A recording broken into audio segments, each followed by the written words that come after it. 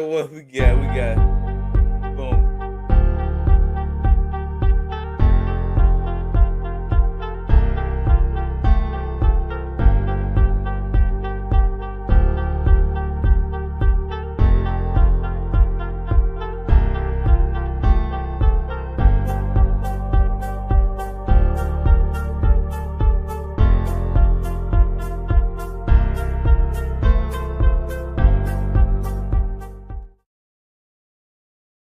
What up, world? It's Mac. Tell me something slick and make it stick. We are back, y'all, for another episode of the Purple Panties.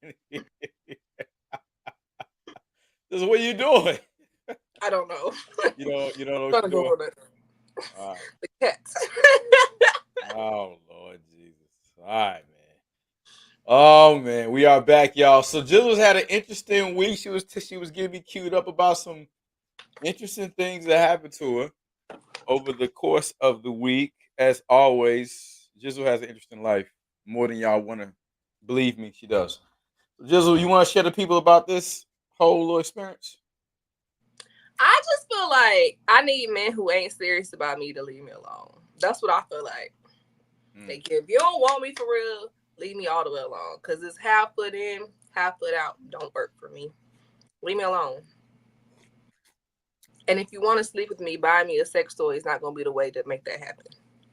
Yo, who does that? So wait a minute. So did this come out the blue, Gizzle, like the whole sex toy thing? Like, hey, you look like you fucking horny around here. Let me get you a sex toy. Like, who does that? No. So this is what happened. I was having a conversation with a colleague. Mm-hmm. And this is most people on the Blair Watch podcast know that I am celibate. That's who I am. And this month makes two solid years. So I was kind of celebrating, it was kind of a celebratory thing. And so I made the announcement to some people. And I guess they assumed that I was saying that because I was desperately horny and I needed a fix. And that really wasn't what I was saying it for. Right. And then the conversation was had on the sideline, like, how would you feel if I purchased you this toy? If I purchased you a rose? And I was like, well, I don't have one. Oh no! He was like, so you just be using your rose all the time. I said, no, I don't own a rose. And he was like, how would you feel about me buying you one? And I was like, you're not the first person to offer to buy me one. So, apparently the rose was purchased. I have not received said rose, but I think it's crazy that you would go out and spend $60, $65 on a rose, but you've never taken me on a date. You've never expressed your feelings for me. You never explicitly said what you want from me, but you would go out and spend $60 on a toy. What, with hopes that you could use it on me? With hopes that I would FaceTime you when I was using it myself? Like, I don't know what your end game was there. What was your logic behind doing that? So to me, it's just weird, and I'm tired of weird energy. But Oh, okay. So this is a guy that's really interested in you, but again, I don't believe he's really interested in me. I think he's really interested in having sex with me. All right, Gizzle. All right. Sounds your like actions have to speak up. Your words, your actions have to speak louder than your words. True. And his actions are not saying that he really want to get to know you. His actions are saying they're indicative of a man that want to sleep with you. Mm. All right. Fair enough. Well, how was your week, though, Mac? Thank you for asking, man. I appreciate that. Was kind of you. Been a great week. I've had a great week. I'm excited. We've got a lot of great announcements for our show. It's been a real good week, Gizzle. Good week at the gym. I'm feeling real strong for 47 around here, Gizzle. I'm feeling real good, man. It's been a good week, Gizzle. It really has. It has, Gizzle. It really has. I can't complain. Homecoming was good last week. No, I got canceled. Wait a minute. What was that I saw you? Because you was decked out. You was real sharp. That was the dance. Okay. The game got canceled because of course. The storm. Because right, we had the storm. Mm-hmm. Hey, Maria. I'm back, baby. Okay, I'm gonna stop. What you say? No, I was just being ridiculous. But I'm gonna stop. I'm trying to wake myself up. I'm so tired. It's been one of them weeks I've been staying up doing homework, staying at the school, trying to gather my children, you know, get my life together, beat off the men, all that good stuff. Yeah. Exactly. I'm glad you said that. Beat off the men. Thank you for saying that. I be trying to tell people you be having to beat off the men. I be trying to tell people. Mr. Berry had my back today. Shout out to Mr. Berry. Shout out to Mr. Barry, man. We've been waiting for Mr. Barry's my dude. What do he do, Gizzle? When that situation I was just speaking for, he had my back in it. So Mr. Barry said that's not how you step to a woman of that ilk. He said you deserve better than this. You're a gem and you deserve better. And this mofo tried you like that. Very not demure, very unthoughtful. Like, that's what he said. Mr. Barry. All right. Well, Gizzle, we might as well get to some current affairs. I'm sure Don will be falling in sooner or later, but I know I want you to. We got a few things we're going to talk about, Gizzle. Last we had a show. Let's harken back to a previous time when you made a point about, I'm going to say Chloe Bailey. No, Hailey Bailey. Excuse me, Hailey Bailey. Pardon me, and DDG. Just I know you made a point about that before, and it's almost like you foretold it to some extent. When you saw that and the whole post he made and all of that, what was your real full take on it? Because I know you had a lot of thoughts. But I was like, hey, just hold it for the show, and we can kind of download this shit. So go ahead, just. So here's my thought, and I told Dom that I wanted to talk to him about it because he said that my stance that I had was wrong, and I don't agree that my stance is wrong. Basically, the issue that I had with Holly, is that you were at the peak of your career. You just got, done this Disney deal. You're making Disney money. Your first Black live action princess, and then you mess around and get pregnant by a man, and yes, stuff happens, but damn, sis, at the height of you're 20, she was like 22, 23. At the height of your career, you get pregnant by this man that's not your husband. He embarrasses you countless times by saying stupid stuff on the internet, which is messing up your brand. It's messing up your image to the world. And then, you're in a relationship, you pretend like you're not pregnant the entire pregnancy. Then finally you have the baby and you hold the baby off the internet. And then one day you just start posting the baby on the internet. And at that point, nobody cared anymore. But it's not about how we, the consumers, perceived it. Right. My thing is the decisions that were made that are damaging to her image. And now, if they really are broken up, all for naught. Was it worth it? I know you love your son, but was it worth it? Was it worth messing up potential brand deals? Was it worth messing up all these opportunities you could have had if you had because I don't think people understand how Chloe and Holly kind of came up. These kids were church girls. They came up doing church-like movies. They came up singing gospel. So for Chloe to be hella sexualized now, right? And for Holly to be a baby mama now, it's kind of anti how they came into the industry. Okay. And so that was my issue. And my issue with the pregnancy, don't show the baby's face. Don't tell nobody your business. But when you lie, because she was actively lying about it, now I have issue with you because obviously we were all correct. Now, no woman has to disclose any of this information. And her platform was not built on her personal life. But when you start to share aspects of your personal life and its lies, why should I continue to care to consume what you're doing if you're not even telling the truth? You don't even have the balls. I don't know if you're ashamed to tell your truth or you want your peace, but how can you want your peace if you own the internet and engaging with internet trolls? Make it make sense. None of it made sense. None of it's logical. But one thing I have to say is that she's young. She's not even 25 yet. Her prefrontal cortex is not fully developed. So she's making lifelong decisions with temporary people. But now you've made a temporary person. If they are broken up, because there's speculation that they're not actually broken up. But if they are broken up, you've made a temporary person a permanent person in your life now because you have his child, which I think in retrospect, and the child is a beautiful child, but that was a terrible thing to do, a terrible decision, and I can't believe she allowed herself to become impregnated by this man, had this kid, only to be a baby mama now, because that's not your husband, that's your baby daddy. That's not your man anymore, that's your baby daddy.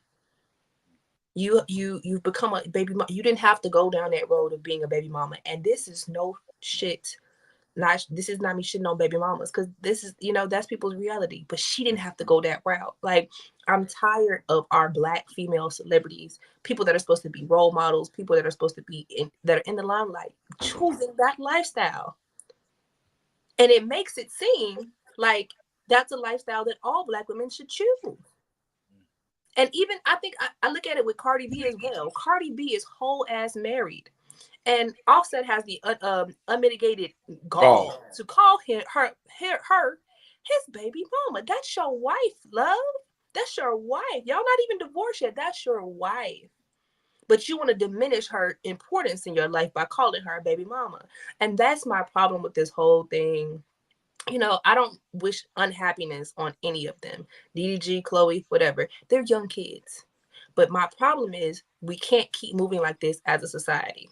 I understand y'all young, y'all humping like rabbits. Use protection. Be on birth control. On birth control. Do something, because bringing these children into the world illegitimately, only to create broken family after broken family after broken family, is just super duper unwise. Right. And also, when you are an image, a public figure, it diminishes your brand. You're becoming a stereotypical Black person in the eyes of media. And I have problems with that, especially because of how highly she was looked at. That's why they picked her for The Little Mermaid. How highly she was looked at. She was respected. They thought she was a nice, sweet young girl. And this is not saying she's not.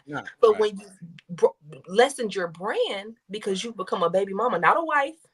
Because if they had gotten married and everything, that'd be a different thing. She's not a wife. If she had become a wife and had a son, that'd have been different. You became a baby mama, and you've diminished that brand. And I don't think it's gonna. She's super duper talented, so don't ever get it wrong. I don't think it's gonna diminish the impact that she'll have as far as like her career. But my problem is, she was on a way to upward heights, where she's not getting just Black people money no more. She getting the white people Disney money. And she messed it up for herself, in my opinion. But what do I know? She famous, I'm not. But that's just my opinion about it. So, Gizzle, do you think it's going to taint her image to that point where these major corporations? It already is. Do you see her doing? Have you seen her do anything else? She's done Black film again. So she did and she probably filmed it beforehand, but she did The Color Purple, and she did the Ariel movie, the Little Mermaid. You haven't seen her do anything else since. She's come out with a song or two, music. But everybody knows, if you're in the industry, music don't really pay like that. What pays? Film, movies, television. And so that's my whole thing with this whole thing, because this is why it's so crazy. Chloe had continued on Grownish, right? That's the one of the show that both of them are on. They played twins on Grown, right? Chloe continued on. Holly left Grownish to film The Little Mermaid and to film The Color Purple. So she's making movie money, and she has starring roles. So, like I said, it kind of lessens and cheapens her brand when you bring that in. Yes, she carried herself to a high regard. She was elevated, and then she got in this relationship, and he just tainted it. And this is not saying he is a bad person.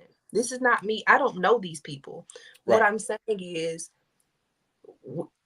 it's not just about optics. Optics are very important. But I think about when people when Brandy got pregnant and had her daughter. Right. You didn't see all that stuff in the internet. We didn't know nothing about that, what was going on. You had to know what was going on. When even when Lauryn Hill, when she had Zion, you didn't see Zion all in the thing. You didn't see it. People were private. And that's what I was telling Dom the other day when we spoke about this the other day. People were private about these things, but because we live in this social media age, and she's one of those social media kids, things are being posted. You can't. And that's why I said it was in my opinion, problematic that she lied about it.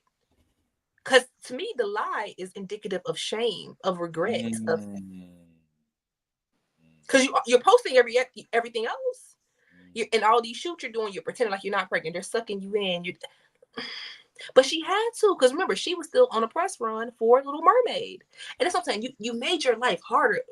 For what? Why did you make your life more difficult? And I'm not saying, like I said, once again, we don't regret the child, but you made your life during a time period where it should have been the height of your life, and you're experiencing new heights and new things. You're elevating. You're in this media. You're in this media. You're doing these things. It became difficult because you were pregnant the entire time. You had to deal with what your body goes through when you're pregnant. Right. I just, these are my thoughts. These are my thoughts about it. It's choices were made, and one thing about being an adult, when you make a choice and it's a choice that is irreversible, you have to stand on your choice. And so I think now the world is seeing that she probably made the wrong choice. And I might, like I said, they could still be together. They could still get back together tomorrow. That ain't none of my business. I'm just saying, I think this man, in my opinion, has publicly embarrassed her multiple times, and she should have taken that as red flags and got the heck on. So, just let's oscillate back to Cardi B, and I want to touch on that now.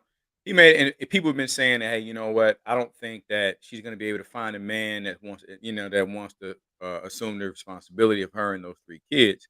Well, Cardi's doing pretty well financially. I don't think she's worried about that per se. But you made a good point when Offset, kind of was like, hey, you my baby mama, but you're saying, hey, bro, that's still your wife. Mm-hmm. And as crazy as it is, that's how niggas think. Like, yeah, I got 3 kids with you. You ain't going nowhere. You gonna be here. I got you marked for life. Mm-hmm. And that's really some narcissistic type shit. But that's the truth how niggas think, though. You know what I'm saying? I'm gonna have a baby with you, a couple of them, and I'm gonna make it sure where you can't get in. But my thing is this, though, Gizzle. How do we separate the theater from the substance with these two? Because I don't know if it's theater. I don't know if it's if this is any substance to this thing. I can't determine, because it seems like to me, and Dom alluded to this last time, like whenever there's an album coming out or some shit like that, it's always some media controversy with them. And like now she went, slept, and smashed some nigga while she was pregnant. He been doing this. Is this theater? Or this shit is just substance? I can't never figure out with them. Let me get Dom in here. Go ahead, Gizzle. Dom missed my breakdown of Holly and CG. Dang. Y'all hear me? Yeah, you froze, brother. Hey, brother, your forehead. All I see is forehead, brother. Hold on. You see that edge up, huh? I see that forehead. That's what I see, nigga. I see forehead, nigga. Hey, Dom, you might have to. Let me see. You can get back in. Let me get him back. You might have to log in. Let's see. You might have come back in and come back out, Dom. Boop, boop. Go ahead, Gizzle. What was the question? What were we talking about? Oh, well, really we talking about Cardi B. How can we tell is it theater? So I don't want to say it's theater. I think that you have to understand where Cardi B comes from. Cardi B got her come up. Hi, Dom. Hello. I'm sorry I'm late. Daddy duties. I'm not even here long. Had to drop my daughter off to homecoming, and she was late. We must have been gone at 6:30. She wasn't ready to 6:45. Yes. Hey. Yeah. It happened. I went last, so yeah. But yeah, so no. Oh, this is what I think. Y'all have to realize where Cardi B comes from, right? Cardi B comes from Love and Hip Hop, right? Mm-hmm. Love and Hip Hop is a brand that lives out their lives, whether it be true or fabricated in front of the world, right? Mm-hmm. And so what I think has happened with, Cardi B and Offset, I think that the things that she and he have said, well, that she has said about their relationship have been true. But I also think that Cardi values herself enough where, let me not say values herself. Cardi wants to be a respectable woman. Okay. Okay, Cardi is a former stripper. She wants to be a respectable woman, and so she did it the right way. And sometimes you feel like when you do it the right way, you're gonna hold on for dear life for doing it the right way. She wanted all her children to have the same father. She wanted to be married when she had her children. I can see that being a thing that Cardi B would want. So people are saying like they break up, they make up, she says she's gonna divorce him. I think that every time Cardi is ready to leave, this man impregnates her. I really think that's what it is. And you can't tell me nothing different.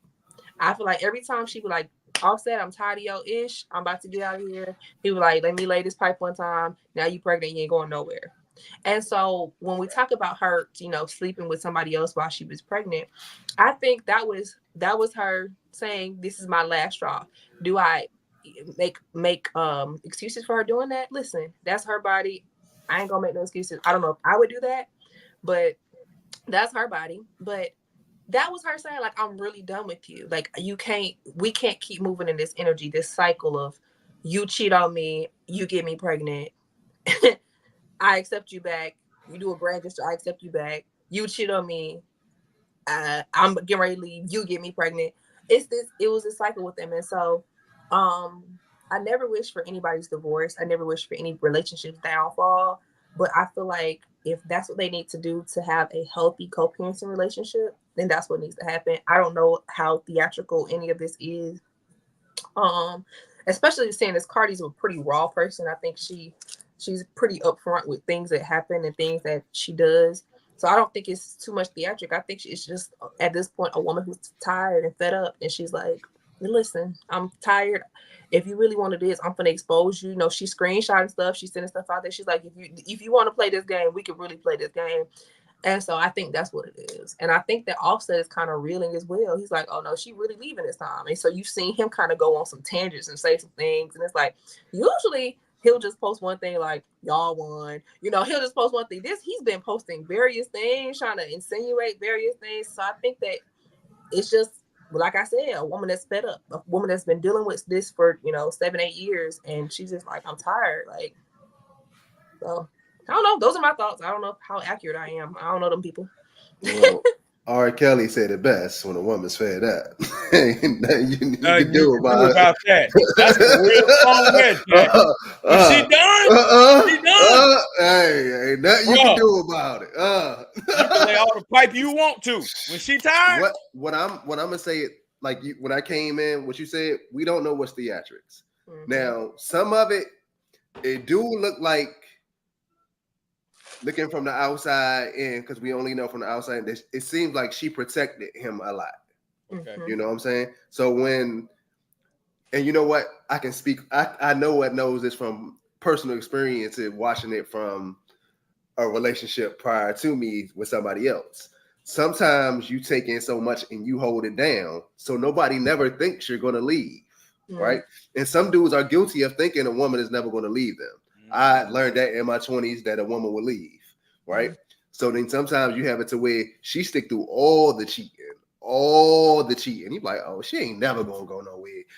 And if she gonna go somewhere, like he did that one time, he came on stage with a bouquet of roses. I love you. I'm never gonna do this. I'm like, oh, all right, she took him back.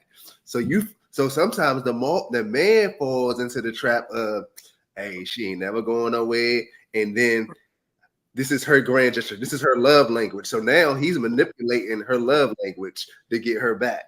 So she like grand gestures, I'm gonna do grand gestures. But then when it comes to the time when R. Kelly said, now you don't, like when you see through the text message, like, you don't want me? No. She hit him with the try no. She hit him with the Offset please. So now he's like, what? Hold on, for real? So now you like, that she ain't never said this before. So now we at a point where you ain't never seen this coming. So now you scrambling. Oh shit, I'm gonna kill myself. Oh my God, if I can't live without you. Then they're like, hold on. You were just out here living, you were doing your big one with all these nasty hoes. You know what I'm saying? She got on live and said she was paying people $2,000. He was paying them $2,000 to sleep with him or something like that. Yeah, nasty hoes. What are we doing here? What are we doing? You got me over here, a big freak, a big old freak. And I'm a big time freak. And what we doing? Cardi with all that shit. What we doing, Slim? And this goes back to something I say about and she said it. She said it that you got me in because I rolled so up. Now you have an insecurity about me being so up. I'm not down here where you met me at. I'm all the way up here. And that part is a big thing that some dudes can't handle. Chicks that's up here. They want to knock him down from that perch. So him cheating is the only thing he can do to try to bring her back down to his level. That's a good point, Don. So is she done? We don't know. We're going to find out. Do I think she cheated? I don't think she cheated. I think she hold herself in a regard. I think she hold herself in a regard that she wouldn't do that. I can tell you anything that make you feel away. Hey, the guy slept with your best friend. Oh my God. Hey, he in the corner with balled up like a baby. No.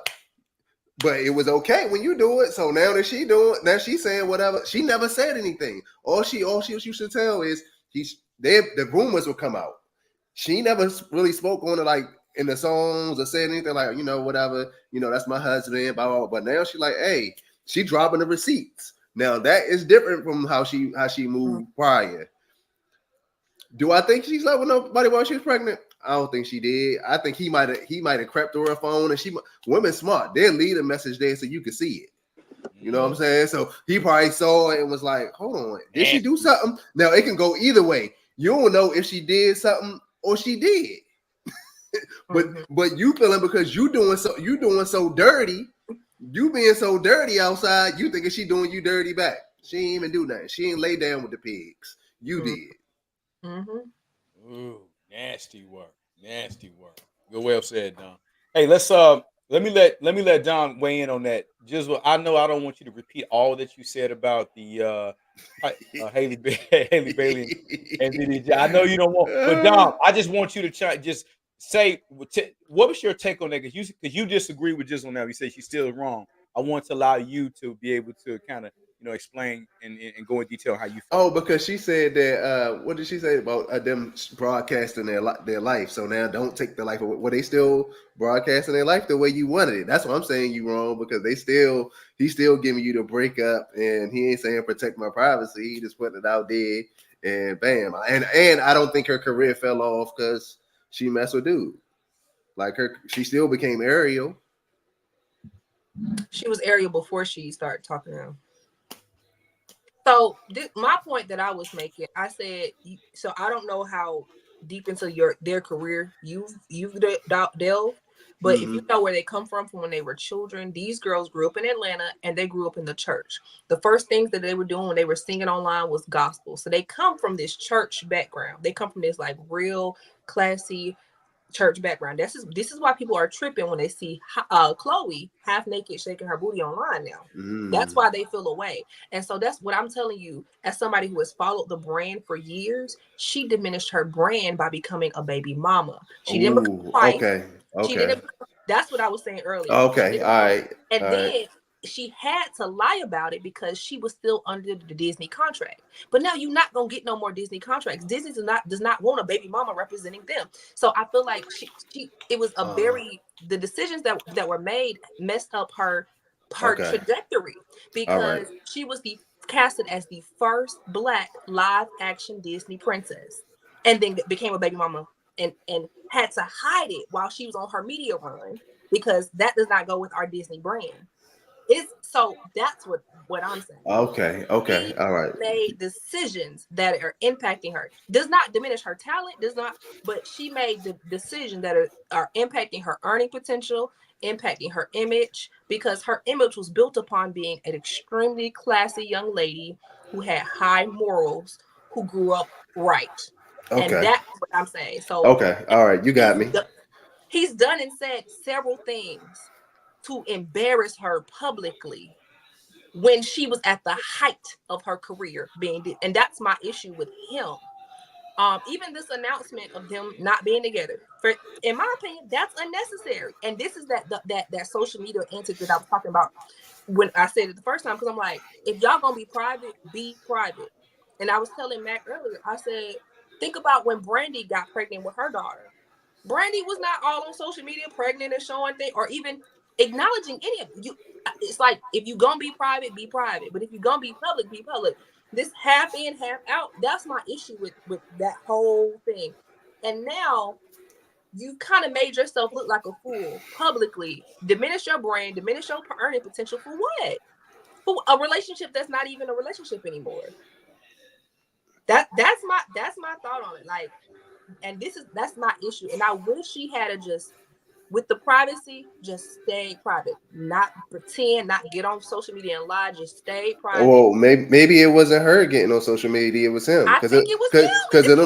Because I remember it wasn't her that showed the baby, it was him that showed the baby on the jump. So it might have been him riding her uprise. And that's my issue. You chose to be with this boy. He before she even got pregnant, he was on social media. There was a scandal that he had cheated or something like this. Is before. I remember that part. So it's like, girl, you chose it. You made sure. And this is why I say I give her grace, because she was like 21, 22. Her prefrontal cortex is not fully developed. She's making choices. She don't understand how it's going to impact her. But I think that's my issue with this whole situation. But it wasn't too much longer. She was pregnant right after that. So they could have been. It could have been that breakup. You know, let me come over. Let's talk, and whoop. You pregnant. So she probably gotcha. Like I said, gotcha. That's my issue. And I said, I think it's crazy within our community. You have Black female celebrities who are choosing to be baby mamas, not choosing to be wives, not, they're choosing to like, okay, I'm not that my brand is like holiness or anything, but I'm not choosing to marry. Marry is too much of a big deal, but I have your baby. And it's like, see, but that's just not a social light thing. That's this world we in right now as well. A lot of women prefer the baby mama role over the wife role. Like they prefer to have the baby. Like I didn't hear it. Women like, I can't wait to have a baby. I'm like, but you skipping a step, ain't you? Ain't you skipping the husband? Like I know one of my homeboys, the chick got mad at him, stopped messing with him because he didn't want to have a baby, and he was telling her like, yo, I got 2 kids and a baby mama. I don't want another baby mama. I want a wife. And I was like, oh yeah, she's skipping the step. She's skipping the wife step. She's skipping straight to baby mama. Like. You haven't even showed me that you can be a wife or take care of my kids. So how are we going to go straight to you having my baby? Mm-hmm. I think that the whole thing is problematic. I think that the whole ideology, and I think this has been a debate recently, where the women are okay with being baby mamas but don't want to be wives. And I'm confused because I think having a child with somebody is way more permanent than marrying them. You can divorce them any day and y'all can live your life separately if y'all don't have kids. But if you have kids, that person, I don't care what it is, that person gonna be in your life forever. Y'all gonna be at graduations together. Y'all gonna be at christenings together. Y'all gonna be at basketball games, marriages, everything. You're gonna be doing so. I'm confused. Like the logic is not logic either. It's not. And I'm definitely confused for the celebrity people that are moving in this energy because you have options. You could Well, it depends on when they meeting them. Like when you go to the Offset and Cardi, he met her when she wasn't up here yet. Right. She was here. Yeah, right. He met her when she was like right here. She just came off of Love and Hip Hop, and she just gave us that Barty. Yep. That black, that yellow. She just gave us that. So he met her right when that dropped, and then now she just went whoop and took off. Mm-hmm. Yeah, took off, take off. No pun intended. Okay, I'm sorry. Bars. Go ahead, Gizzle. Work bars. # bars. Hey, Dom, you missed an important part. Gizzle had a very interesting week. I'm just gonna say somebody offered to buy Gizzle a sex toy, Dom. It wasn't our guy, Mr. Barry. Oh, I was about this. It wasn't a student. Nah. He told me Mr. Barry told me he would never buy me a sex toy. That's what he told me. And he said if he did, it would be a very bad joke. He said he also doesn't need to use those in the bedroom. Mr. Barry, shooters go shoot. Mr. Barry. Nah, that's my dog, y'all. Mr. I Barry know. becoming, hey man, shooters gonna shoot, man. Good stuff, y'all. All right, well, let's get to the meat and potatoes, guys. We got a great segment lined up. This one is a really great topic because everybody on this panel obviously believes in doing this. It's the title for this week is "Who are you without your title? Personal branding beyond work. Who are you outside of your job?" So, first question: how much of your identity do you think is tied to your job or your career? I think for most people, and I would you used to be considered most people, your identity because you spend so much time becoming whatever that thing you was. Like, say for instance, with me, when I finally made the corporate America, and I made it, and I became a corporate exec, a lot of that became my personal identity because of the fact, hey, I was a corporate exec. I'm doing big things. I'm at Verizon. I'm making these big plays. Yada yada yada. And you spend so much time to become that person or achieve that particular milestone that I think a lot of times we get lost and immersed in that. And so for me, your job in America, especially this country that really indoctrinates you to become to be an employee, to think like that, and to follow to within the matrix, so to say, you know, loosely matrix. And you sit up here and you kind of become this individual that your identity is tied to the job. But the problem I've always said, when you no longer have that job, who are you? Mm-hmm. So I'm gonna go ahead and I'm gonna let Dom weigh in on that one as well. Go ahead, Dom. Well, my job is more of a customer service job. I install glass or whatever. So I really haven't. I can't say that. I always separated myself. Like nobody from my job follows me on social media, so you don't know what I do outside of here. They don't know no pod. They don't know nothing about no podcast. They don't know nothing. They don't know my family life. So I always separated the two. And then if we go back to even us in the military and the Navy, I would say I try not to be where you could be like, you could spot me out and be like, oh, he in the military. Like, I didn't want to be like, oh, yeah, I know you in the Navy. Only thing you could be like, let me look at your sideburns. I even tried to cheat the sideburns so you couldn't think. I tried to have that. On the weekend, I tried to have my barber shape my sideburns up, go past them up, the earlobe or whatever, and then cut them off on Monday or whatever. So I always try to keep myself away from that. So I didn't want to be tied in like this is who I am because I had this. I just want to be somebody else outside. Y'all know me as this employee. Everybody outside of here know me as this over here. So I always separated the two. Gizzle? Oh, child, what? What are you saying? I am 19 different people, and I've always known that. At least she Seriously, own it. At least she own it. I am so many different people. So no, my work has never defined me. Work Mm-hmm. in general has never defined me, and I think that was part of my issue with teaching. Teaching will never fully be enough for me because it does not satisfy all of my needs as a person, as a Tami. Like it does not satisfy all my needs. It doesn't. And honestly, that's why I started modeling. That's why I got back into acting. That's why I started doing all the things I did because I was over in Korea and I was teaching. And I had so much free time. I tried everything. I did burlesque dancing. Nice. I was a rapper. I modeled. I was in music videos when I was over in Korea, and it was great. I was able to explore all these facets of myself. And so teaching never defined me. Modeling never defined me. None of the things that I do ever define me. I am a lover. I am a teacher. I am an aunt. I am a daughter. I am a niece. Okay. I am a cousin. I'm a good cousin. Good You for you. know, I am so many different things to so many different people. So no, what I do, my titles, they don't define me. They are different facets of my personality because I'm sophisticated ratchet. I can get down with the most intellectual people, and I can also get down with the down and dirty. So no, it doesn't define me. I define me. Amen to that. Clap that up. All right. There it is. All right. Hey, Chad, make sure y'all weigh in on this. When people ask, what do you think of your job title or do you think of other aspects of your life?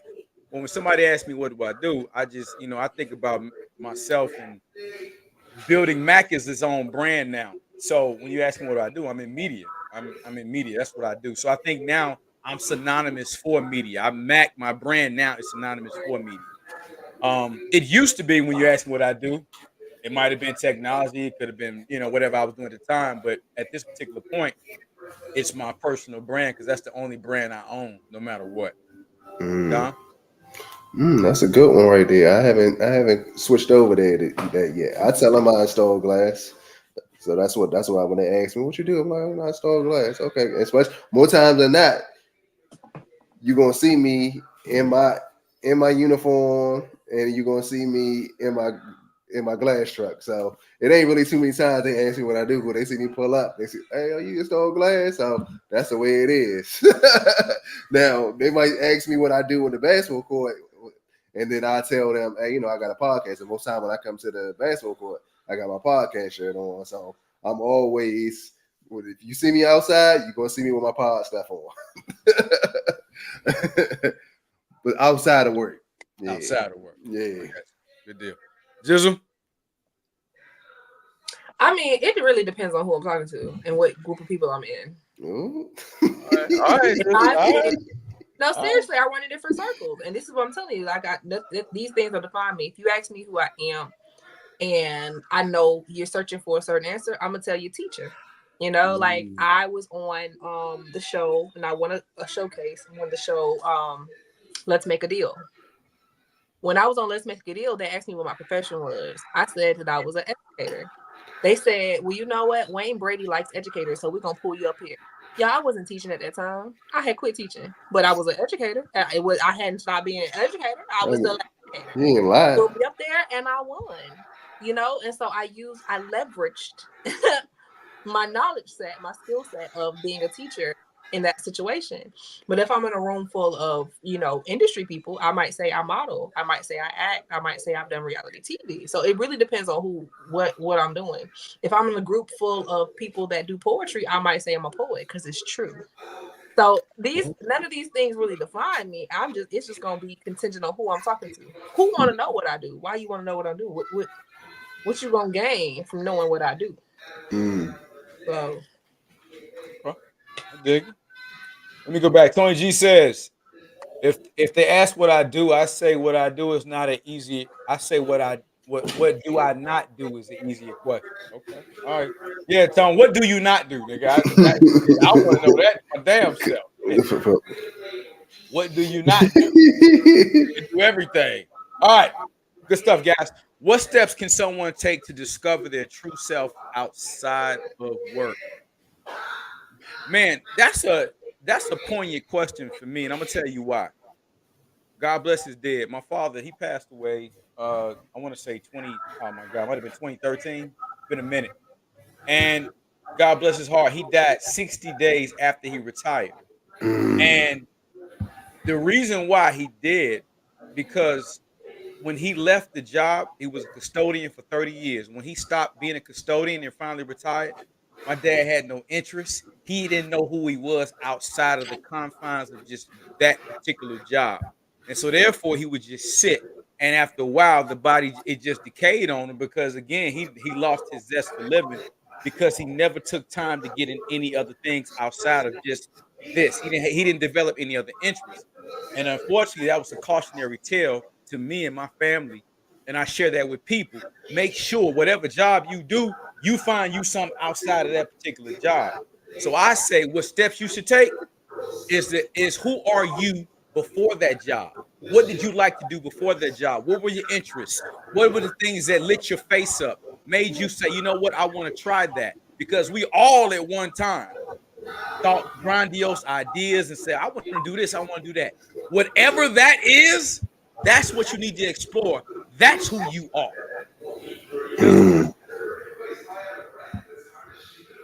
Go ahead, Jess. What's on you? Okay, yeah. Listen, I know what the things that I like. Now, do I always do the things I like? No, but I love poetry. I like going to a little poetry slam, a little open mic night. I love karaoke. I love a good note bang. Okay, that's a song room for those who don't know. I like eating brunch.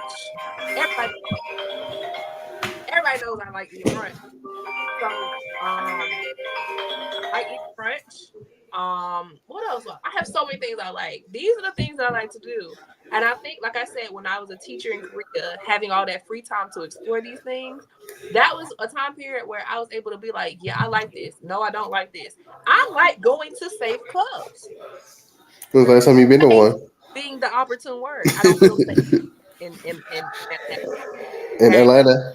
I don't feel safe here in Atlanta.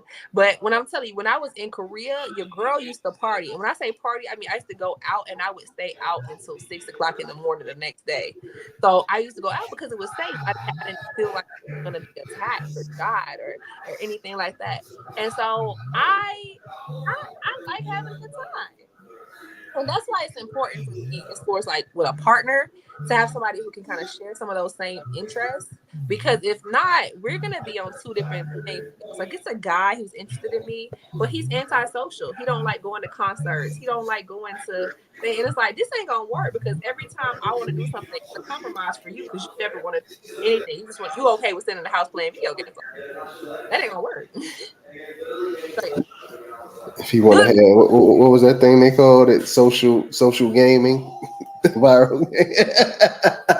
It was a social gaming, viral gaming that she said she wasn't a fan of. Oh hell! Virtual gaming.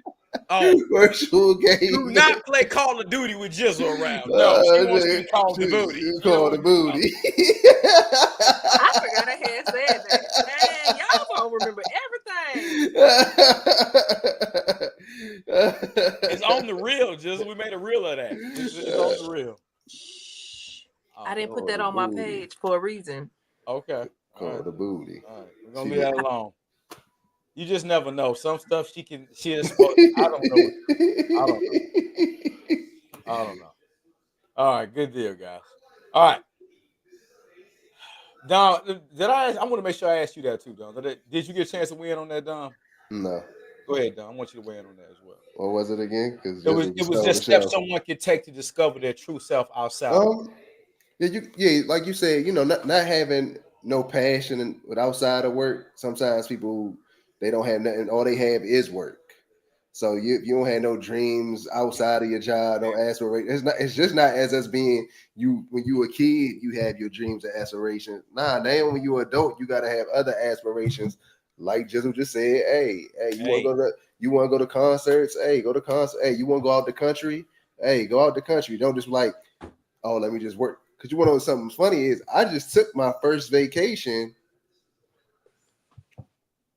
When was this? 2019 was my first vacation. I never knew what vacation was. I feel that. I used to be like that, Don. You know what I'm saying? Like, of course, in the military, we took leave, but that was just to go home and kick it. That wasn't that really. All we could do was really go home. We go home. All right, we haven't been home in a while. Then after a while, you just take leave. You just took leave, maybe to go to North Carolina to see somebody else, to go to somebody else's base. Yeah, or go to somebody else's base, go to somebody else's hometown. Hey, you from the shower? Hey, come back to the shower with me. I'm going to see my. Oh, I want to go back. That was it. It was no vacation. So a couple of years ago, someone's like, "Yeah, you ever been on vacation?" I was like, "Nah, what's that?" I call out of work. I just stay home. Or, I want to stay out. It's a Friday. Let me have a 3-day weekend. I'm going out tonight. That's it. So when I took the vacation, I'm chilling on the beach. I'm drinking early in the morning. I said, hold on. This what this vacation thing about? I said, oh, that's it. I'm taking a vacation every year. And then I got my passport. So I said, oh yeah. I like to be out the country doing New Year's. I told my buddies, I said, hey, going out the country for New Year's. That's some different shit. I love it. I said, I will never like to spend another New Year's in the country. I said, because it ain't the same how it was when we was younger. The New Year's to be popping. Hey, they still charge the same price, $20, $30. Now you see go to somewhere New Year's, that's $150. Next week it's back to $20 to get in. Like, yo, how you in the same funky ass spot? A week from now, you're gonna charge me $25 to get in the same funky ass spot. So I said, overseas, they got the fireworks, the music, they out there having a good time. You with strangers, they just enjoying themselves. And, hey, all right, and that's it. We getting tore up, and that's it. I said, yeah, try it. I told them, I said, try it, man. I said, you'll change how you look at New Year's. You'll want to go out of the country every New Year's. Yeah, it's funny, Dom. You said that, and I was guilty of that too. When I was in corporate America, I didn't take vacations. like, you know, I was just working. So when I finally left, nigga, I had so much vacation time. They paying me for all that stored up vacation time, but that's not a good thing. Now that you know what I'm saying, that's not a good thing. Like, because y'all are making my skin crawl a little bit. Why, Gizzle? Because this lack of vacation, like, it's the you got to understand the era that we from. We didn't. Vacation wasn't talked about with us. Like, it was you work. And men didn't talk about taking vacations. That wasn't even something men did. Nope. My dad never took no. I never even heard none of the old folks tell me anything about vacation. That was never a word. Vacation my was going to your brother cousin's house. The same age as you, Mac. You said what, Gizzle? My brother go on vacation. He the same age as you. I mean, he was ahead of the curve. Gizzle, I don't know. I mean, it just wasn't what we. And this is what I'm saying it because I mean I didn't start very young, but I started going on vacations young. Even if it was a vacation to Florida, like even if it was to Myrtle Beach, like it was small things. But by the time I got of age, I didn't get on my first plane until I was like 20. But by the time I was of age and I could afford a vacation, baby, the first one was the Bahamas, a cruise to the Bahamas. And after that, that's how I became international tam. I'm telling you, I'd have been to 17 countries and all paid for myself. Now, when no man paid for it, all paid for myself. So, yeah, y'all look like y'all talking about y'all just work. I started working when I was 9 years old. I started sweeping at the barbershop, right? And then I went from doing a barbershop to doing glass when I'm like 11. I was working at my grandfather's glass shop. So I didn't do summer breaks. I was working summer break. So then I'm 12. I got no winter break, no summer break. 13, no winter break, no summer. The summer break that I somewhere had, I think I was like 16. I said, oh, I don't want to do glass this year. I'm going to work at Six Flags. But I still worked. But I was calling out of work. And then I went back to work. And so all I've known was work. Shoot, I'm just now, the job now, they got weekends off. I didn't even know what weekends off felt like for most of my life because I used to work at least 5 to 6 days a week. Like if I took a day off during the week, I always work Saturday or I might work Saturday and Sunday. I said, so I didn't know outside of work, I just worked. It sounds so miserable. Like y'all see my face. I'm so frustrated. No, because then you still, you know, at a certain age, you can go out and still go to work. Like in my 20s, hey, we go out, we out all night and 2 hours of sleep. Hey, I'm at work. Blah blah blah. Hey, we still having a good time. But vacation wasn't put. Hey, you know, vacation. It was one dude that told me about vacation when I was in the Navy, and he was like, hey, and we didn't have passports, then all you had was your green Geneva card. And he was like, hey, you need to go to Brazil with me. I was like, Brazil? I was like, and he was like, yo, you need to go to Brazil with me. I got some spots down there, blah, blah, blah. And that was it. But other than that, nobody never said nothing about vacation. It was party. Party was what it was. It was vacation. If I can go to work, get up, leave the club at 3 o'clock, go to work, get off at 8, go home, go to sleep, and go back to the club. Hey, I'm partying. Yeah. Vacation? Nah.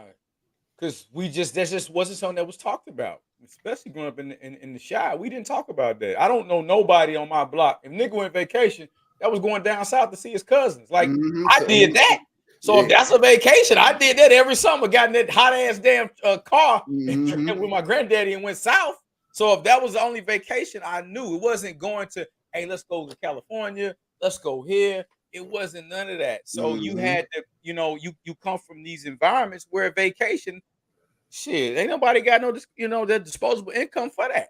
And you watching people die before they're 21. So the biggest thing was making it to your 21st birthday, brother. So a lot of people don't talk about a lot of the setbacks of us coming from them environments is not knowing what to do after 21. Nobody told us the plan after 21. The plan was to get to 21, just to celebrate that 21st birthday. Now you at 21, 20, you just like, right. Oh, what is after this? 25, I know 30. What? All right, now I gotta dig in because now I got a kid. Now I got a family. All right, now I gotta rush through. I didn't think about nothing past just getting to 21, surviving. Don, you couldn't have said it no better. We're just trying to make it. You made 21, nigga. That was an accomplishment. That's an accomplishment. It still is. And shit. Let me get to the chat, guys. Great stuff. All right, I'm Ken. Oh yeah, welcome in, Ken. Let me read that again. Ken said I was like Mac, but after I took that first vacation, it was all over. I couldn't keep enough days. I know that's right. Tony G says, Mac, true, my dad or any other man I knew didn't say anything about vacation. I started working the tobacco field and a dishwasher at the Daily Club every week. Like Dom said, this nigga has lived life. Tony This G. nigga has lived life. Tony This G. nigga is the jack of all trades. This nigga leaves nothing under the table. Ken says, true. I didn't want to be like the adults before me. Relaxation is an important component of my hustle. Need that recharge to be at my best. That's important, Ken. We got it, and men gotta do that better. Don, we weren't guaranteed to see 21 coming up. That's a fact. I guess partying was never my thing, and I think that's part of. No, you like a good house party. No, I'm not gonna let you say that. 5 minutes over here. 5 minutes for you. Hey, are you back again? You want some more? Hey, she is the house party queen. I was not. I only went to a few, but at the few, baby, I was memorable. Legendary few. Anyway, but no, seriously though, y'all, partying was not my thing for real. Like clubbing was not my thing.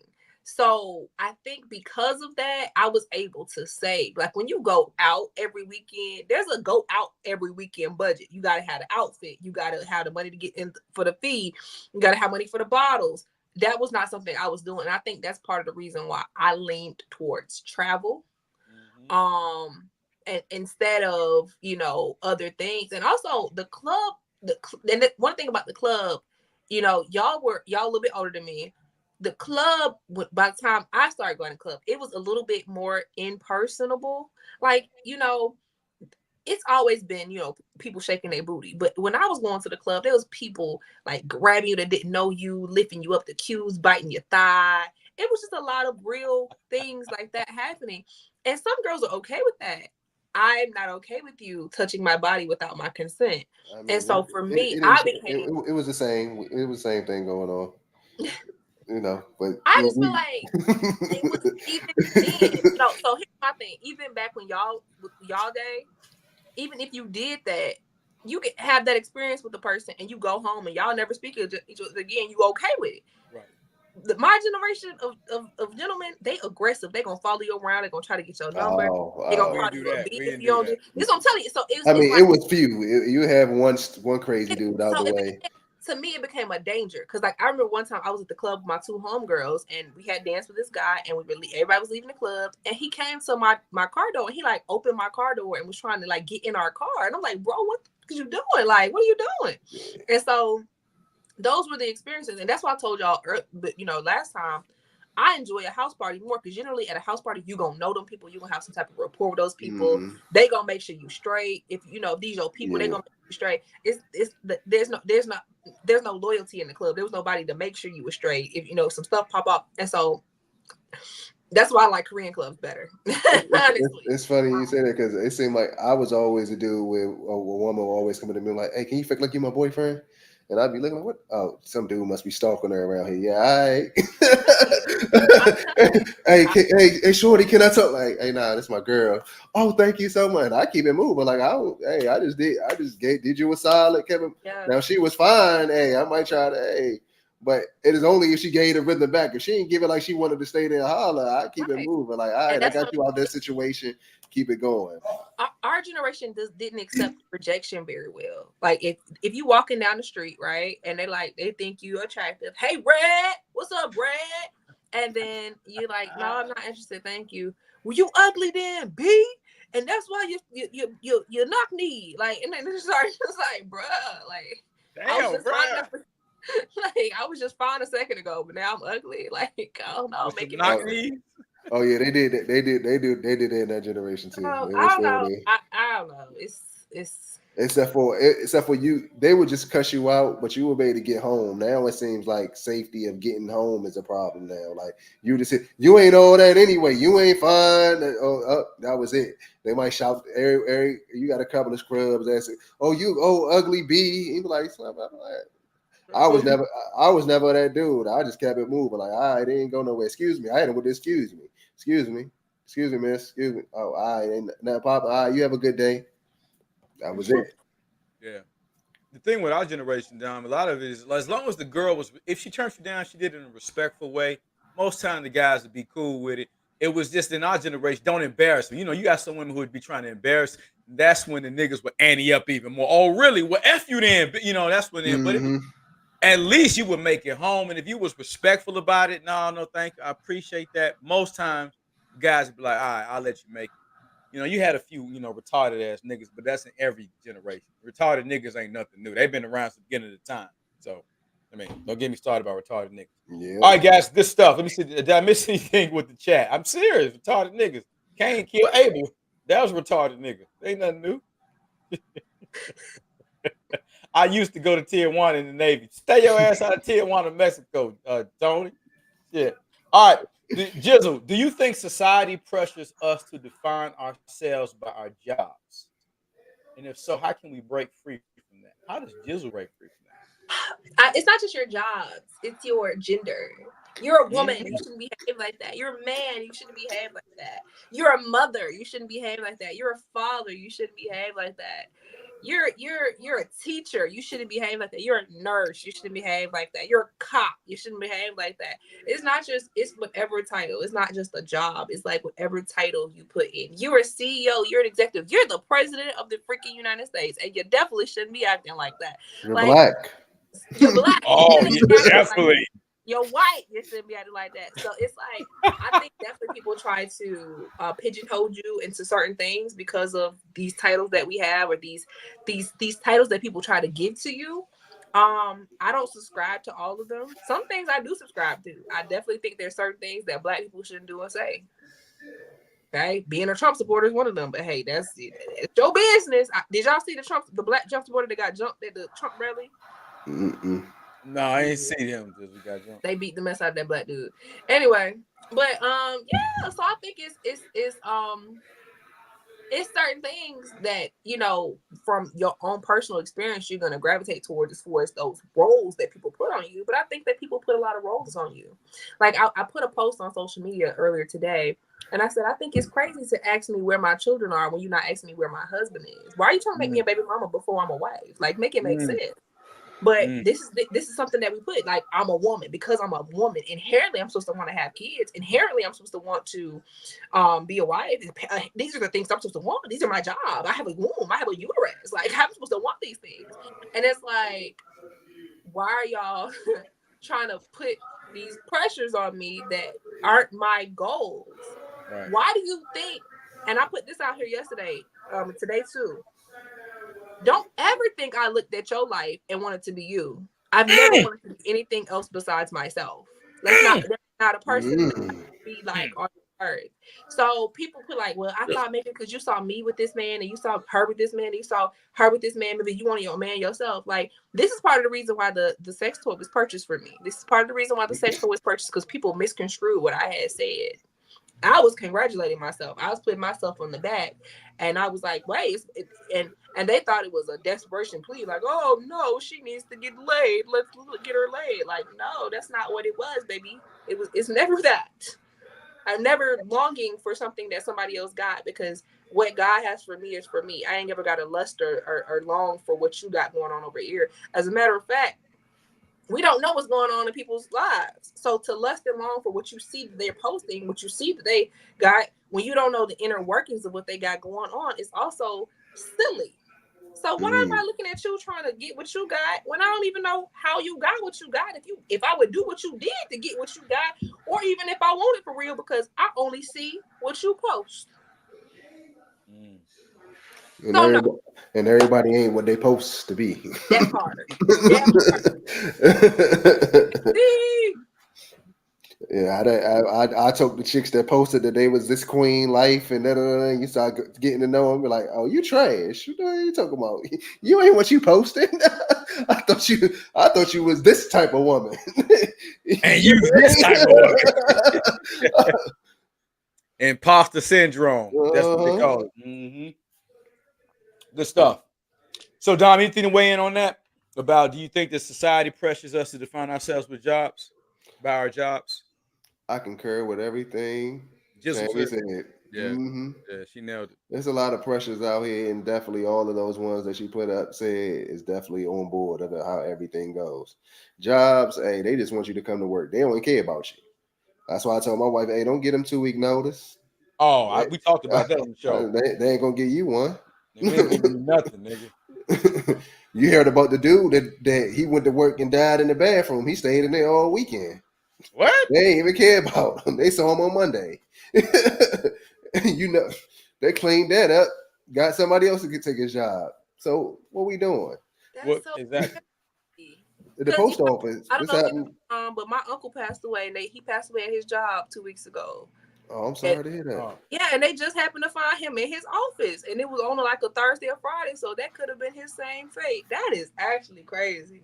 Take that vacation. Woo. Y'all in the chat, man. Take that vacation. Take that vacation. Hey, man. Hey, do not let these jobs stress you out. I'm with you on that one, Gizzle. Take them vacations. Kent, you right. Hey, let me show some love to Big T. What up, Big T in the building? Welcome in, Big T. What up? Y'all like 5 minutes late. I've been saying hey to Big T. Okay, Gizzle. Well, sorry. You can do more than one thing at the same time. Oh, that's the Big T. Oh, that was the Big T. Okay. You didn't tell us what the Big T was. All right. Good stuff, guys. How important is it to build a personal brand that reflects who you are outside of your professional life? I'll kick that off. It's very important. For example, if you are a VP of a company and they give you that 2 week notice Dom just talked about, you ain't no longer a goddamn VP of that anymore. Who are you outside of that title? And I always say the only brand you own is your personal brand. So because I saw a guy I used to work with, and man, this guy gave Verizon 30 years of his life.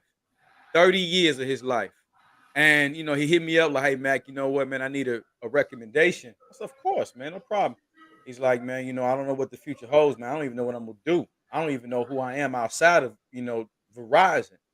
And what's the tragedy in that is that this man gave Verizon 30 years of his life. And on the whim's notice, they said, hey, your services are no longer needed. Here's a nice separation package. God love you. God bless you. It's been real. But if you don't take the time, it's not incumbent upon the job to make you build a personal brand. It's incumbent upon yourself to build a personal brand. And I like Gizzle's generation and even younger. They all about building a personal brand. They all about, hey, Gizzle's generation, Dom, all that working hard and ate to faint and no vacations. Hey, they don't do that. Gizzle's generation and down, shit, they'll change 4 or 5 jobs in a year. They'll leave a job on a heartbeat. You say something that generation don't like, bye, we out. And they don't play. Teaching for 3 years. Stop playing with me. Gizzle's generation don't play that. I love that. That's the page I'm taking from their book. They believe in building a personal brand. Hey, and if job is not fulfilling them or satisfying them no more, they out. So it's absolutely important to build a personal brand. Dom, I'll let you in on that one. Oh, in this line of what we're doing is definitely, great to, job is taking care of the family, but over here, this brand we having over here is you got to build it to get to where you want to be. So it's important to have something outside of that's yours. So you ain't just as, oh, I'm this person, the plumber. Nah, I'm more than just a plumber. I'm this over here. I got this going on. This is my life. I'm trying. Hey, you got to have multiple things going on the way there's money working out here. You got to have some more money coming in. Good stuff. There's anything to add to that? It's so crazy because I feel like I've been a brand for a long time. I'm not a brand. I'm not a brand name brand. I'm an off brand. I'm maybe, Walmart off brand. You Gizzle now. Now you brand now. You a household name now. You Gizzle. That's a household name now. But listen, so I've been a brand for a long time. Honestly. When in 2016, when I first started doing all the things, to watch what I've done and accomplished in those different, and I've done so many different things. Not just even the being on TV. Being on TV was kind of like the cherry on top of these things. I'm talking about I started from the mud. It was a YouTube channel on me and my little office tail in Korea making YouTube videos about Korean music. That went so big, or not even so big, that went so well that those particular Korean artists, I would meet some of them and they would know who I was and they would put me on live and I would speak to them and I would, see them in real life and see them out in Gangnam and see them out in Itaewon and see them out. And it was this thing and I was becoming this brand. And I remember when I threw my, I think, 29th birthday party, I didn't have to pay nothing for that club. The club said, we're going to put you on the poster. And if we get enough people that come in here tonight, everything is taken care of. That's what happened. Enough people came in there. It was a 90s theme party. And it's just like, I had become this brand. And I didn't even realize what was happening when it was happening.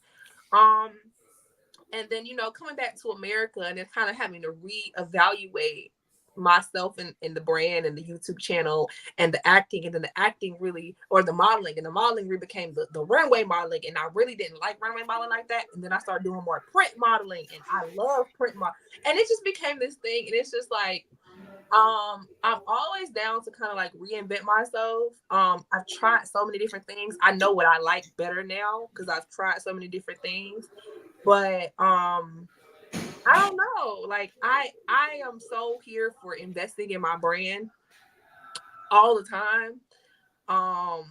Because I understand that jobs are transient. Like you're not necessarily gonna stay there forever. And so if and when it's time for me to move on from this profession that I'm in, I need to be able to pivot, and I need to be able to pivot seamlessly. So that's my thing. And so I know at one point I had to like disable, when I was telling Matt, when me and Matt first met, I was telling Matt I had to disable my Instagram because my students had found it and they were taking pictures off of my Instagram and they were screenshots, they were airdropping it to the whole school when I was there. And I mean, I don't know if y'all been on my page, but if you look at my model pictures, I'm in lingerie, I'm in bra and panties, I'm in bikinis, I'm in, I'm just in some body paint, you know what I'm saying? So that's not good for the teacher brand of Tami G. So I had to disable it. I spoke to my my immediate supervisor and I told him what happened. He was apologetic. My page was down for like 3 months. It was down from like October when I met Matt all the way until about January the next year. And then finally I was like, book these kids. This is how I get my bookings. And I reopened it or whatever. But yeah, and it's just like the opportunities that have come from being visible on social media, just different photographers I've been able to work with, different brands that have reached out to me and asked me to model their stuff, different people that have asked me to be on shows and so forth. So I'm grateful for the brand. And honestly, one thing I'll say about the brand that I've kind of cultivated over these last couple of years, can't nobody say I slept my way up to the top. Amen. If I'm the top, right? Talk that shit. Talk that shit. Also, can't nobody say they gave me the opportunity. It's been like me applying, me doing the thing. And so I'm just grateful because I know that I haven't even reached the pinnacle. So I'm very grateful. I'm very grateful for every opportunity, even this platform. And it's just, I love it because honestly, like I said, teaching will never be enough. I need the place to get out the creative juices. So we happy to have you. Just you already know what you mean to Matt Tax TV. We ain't got to even go to that. All right, good stuff, guys. Let me get to the chat. Hey, what up, Hankish? Much love. Hey, make sure y'all subscribe to my boy Hanky TV. He got some dope content. He's really has a great platform, man, for featuring upcoming hip hop artists. A lot of different artists, man. He doing his thing, man. Really proud of that brother. Make sure y'all support him as well. All right, next one. Can focusing too much on work lead to losing touch with who you are as a person? And if so, how do you prevent that? Yeah, it does. Especially it did for me. I got so caught in my job and trying to be the best and being the best corporate exec I could be. Even being the best father I could be. Even as a single father, I got so immersed as a parent that it got so bad. My middle son, Zachariah, had it like, Dad, when you going to take a vacation? Dad, you said when we get to a certain age, you're going to start traveling. Dad, why haven't you done this? Dad, we good. Dad, you the best at Verizon. Dad, go. Why don't you live low life? And it's because and honestly, man, I really focus too much on my professional brand and then being a single father. I'm like, nigga, I thought I had to just be there all the time. Like, nigga, they good. They're good now. You can leave. So I think it's important, man, to make sure that you do a great balancing act. But you can focus too much on the job, and I dare I say, America wants you to, because they don't want you to focus on your personal brand. Mm-hmm. And what Tammy was saying, or even to you, Dom, what you're saying, they don't want you to have that in case of emergency. I got Raw Sexx, or Tammy the teacher. She has the Gizzle brand. She has all of these things that she falls back on. They don't want that, dare I say. So, hey, I'm huge on not giving too much to your work and making sure you create balance. Dom, go ahead, Dom. I'm sorry, guys. I gotta go. Gotta go pick up my daughter from homecoming. You know what I'm saying? But I'm glad y'all let me come on for this quick hour. Hopefully I have a full time frame. Y'all have a great week. Hey, everybody in the chat. We'll see you next week, brother. Bye, Dom. Bye, Dom. See you next week, Dom. No, what was the question? Okay, how focusing too much on work can lead to losing touch with who you are as a person. Yeah, that was me this week. I was at the school every day this week until about 6:00, and I'm like, bruh. At one point, I'm still in school myself, so I come home and I'm doing homework. I come home and I could cook a meal. I'm coming home and I'm trying to be a human, and it's like I can't even be a human because I've been at the school, all day. I woke up at 4 to go to the gym at 5, and then I went to school and I was working. I got to school early so I could do my lesson plan, and then I stayed at the school so I could tutor the kids, and then I stayed at the school to 6, and then I had a faculty meeting, and it's so easy to become so immersed and it be your life. Amen. And so for me, I've always tried to separate my school life or my teacher life from my personal life. I've always tried so hard to separate it, because if you become fully immersed in it, you give your soul to these children, to these kids, and you get sick. And I've seen these teachers get sick and die because they've given their whole life, their whole experience to this job. And it's like, this job don't care about you. If you die tomorrow, they're going to go find somebody else to replace you. Preach. So, I was sick a couple weeks back and I had to take 3 days off of work, and I hated taking those 3 days off because I don't want to use my days, but baby, I had to take care of me. And I think that we have to have that mindset as far as jobs are concerned, that you got to take care of you first. If you're not in the right space to be and to exist, you're not going to be in the right space to be in that job, to be doing your job. And so, yeah, I think that if you're not being intentional about having that separation, if you're not being intentional about not letting your job become all consuming, it can consume you in the worst way possible. And that's not, I'm not even talking about just, you're right, professions like teaching, even something like a pastoring, that loving God and ministering to people, not ministering to yourself and to your family members, it can have a detrimental impact on your personal relationships, your family relationships. And so you have to really be intentional about separating those sides. I love that, Gizzle. I love that. All right, let me get to the chat. Make sure I didn't miss anybody in the chat. Let's see. Tony G, I know you got something. He said, I don't know. I'm a person that focus on myself more than I focus on any job. I'm a laid back brother. That's a good thing, Tony. That's a real good thing. I believe, Tony G, you focus on yourself. I don't. That's why he got 92 things he didn't live through. That nigga didn't live through some of everything. If it was ever a nuclear war, it's gonna be him and cockroaches that you cannot keep. Him and the cockroach, Gizzle. I don't need the nuclear war. Them niggas, that'll be the only thing alive. Tony G and the cockroach. All right. How do you balance your personal life and your professional life without letting one take over the other? I believe you have to have order. Put self first. And I say this. I believe if you, the person, ain't right, eventually you, the professional, won't be right. You have to prioritize yourself first. And I think, unfortunately, us hard chargers, hard drivers, we want to, I'm going to do the job and then I get to me. No, clown. You do you first and then the job. Because guess what? Whether that job is there or not, all you're gonna have is yourself. Take care of yourself. Take care of your mindset. To what Gizzle was saying, be aware of that. So I think the balancing act is order and priority. It's putting yourself first, making sure you're good, and then subsequent everything else, the ancillary things like job, kids, all these other things. But you got to be right with one here first. and meditation has helped me a lot with that. Gizzle, go ahead. While I respect that, I kind of live it oppositely. Okay. If I have something very important that needs to get done, like an assignment or something that I need to do for work, what I do is, my balancing act. What I do is I push through, and I get that thing done. But then once I get that thing done, I reward myself with something. Okay. So it's like, yes, I'm taking care of myself.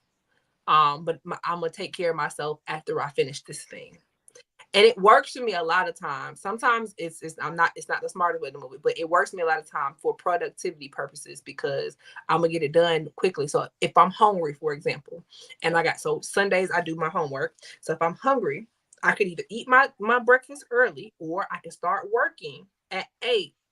And I say I'm gonna work from 8 until 11:30 or 8 until 12, and at 12. If I'm done my work, I'm gonna go ahead and go in the kitchen and cook me some breakfast or cook me some brunch, right? And it works for my productivity. It's like a incentivized. So now I'm working with the intention of like, go eat soon, And so it's like a reward. And so it just works for me that way because I think sometimes they say Geminis are procrastinators. I don't think I'm a super duper procrastinator. That's not really the truth. I like to actually get things done early. But for sometimes it's just some things that you don't want to do. It's some things in life that you have to do that you don't want to do. And so for me to incentivize those things that I have to do and I don't want to do, I kind of do it that way. Like even today when I was at work, I needed to write my lesson plan. I didn't write that lesson plan was the last thing I did. I graded papers. I cleaned up my area. I wiped down all the desks. I did all these other things because those things need to get done too. But I knew I couldn't leave until the lesson plan was done. So it was like I had to okay, I need to do all this other little stuff too. And so now, for the most part, all my grades are put in. For the most part, everything's up to date in my grade book. For the most part, you know what I'm saying? So it's like, I don't know. That's how I balance it. But also, I think I'm in like this weird space right now currently because being a full-time teacher, doing the podcast, being a full-time student. So I'm a full-time student as well. Being a gym girly, a 5 a.m. gym girly, it has been a super duper balancing act. And like I said, my uncle passed away. So we're in the process of planning a funeral. My stepmom also passed away a few days after my uncle. So we're in the process of, I got to go. So I have, next week, I have 2 funerals to attend. So it's just, it's been a lot going on. And this is not with the personal stuff. This is not with men trying to buy me, roses. This is not with, what I'm saying? It's a lot of stuff going on. And so it's just really trying to find that balance. And honestly, I said yesterday, I really wanted to go out, but then I remembered I'm a bridesmaid in my brother's wedding. So I had to get on a phone call with my future sister-in-law. And I was like, okay, we'll be talking about for this, and it's just balancing. And so for me, all that to say, because it's a lot personally going on with me, right? It's a act of playing that balancing act, but also playing that balancing act responsibly. Because I think a lot of people, they end up prioritizing their self over all the other things, and they neglect very important things that make them look silly for their job, that make them look silly for what the situation is. And so I think that's the balance of that, because at the end of the day, nobody's going to say, oh, you had so much going on, you didn't do your job. Come on. That's what they're not going to say about me. I can't let that happen for me, because for me, especially as a teacher, I've had people tell me that I'm not doing enough, and you never going to say that I'm not doing it. I know how hard I work. I know how much I go hard for my kids. I know what I do. So for me, I don't ever want it to be like, oh, she had so much going on, she was slacking. I'm never slacking. You know what I'm saying? And so that's my thing. But I am not the balanced person right now. I can't be. It's just too many things are pulling me. And so that's what I'm trying to get to. So I bought tickets to a Falcons game. I'm gonna go to a Falcons game one of these days. But that's not to December. So I still got to balance myself for October and November. So just hold that balance, hold that right there. I'm gonna come back to you because I want to ask you a question about how you do that. 1 second. Let me get to the chat. Big T says people got to have strategies for maintaining balance, for setting clear boundaries between work and personal time. I couldn't agree more with that, Big T. Big T coming through with the wisdom. All right, Big T also says you got to establish you got to be established in specific times when you are completely off duty. That was what I struggled with. When you off, you off. Yep. And dedicating those moments to personal activities, family, relaxation. Big T, much love and kudos to you, man, because you are right. That was my problem. And the thing with being in corporate sales, you ain't never really off because you constantly thinking about that damn deal. Shit, did I say this right? Shit, should I have done this? And if the meeting is tomorrow, you always think about the next meeting. So you never really, I didn't know how to cut that shit off. Well said, Big T. Well said. Let me get to Tony G. When I had a store in barber and beauty shop, I would work out before opening up my shop. I also took classes online while we were up. So when I got home, it was me and we time. Oh, God damn. This boy Tony G did everything. This boy here. God damn, boy. You ain't did everything but met God yet. Jesus Christ. All right, just I want to ask you a question. Balancing act. You balance teacher, you balance your personal life. You got the pod on Fridays. How in the hell do you coalesce all of these things and be present? Because I want you, because when you're a teacher, you can watch your stories. You can see you fully immersed with that. When you in the gym, goddamn at 5, when you post you fully immersed in that. And we all know when you come on set, goddamn it, you bringing your A game every Friday at 7 o'clock. How do you switch so many gears and be present in each of these moments? Because me personally, I'd be amazed. I'd be amazed how you cut off the teacher hat and be Gizzle. Like, how do you do all of that?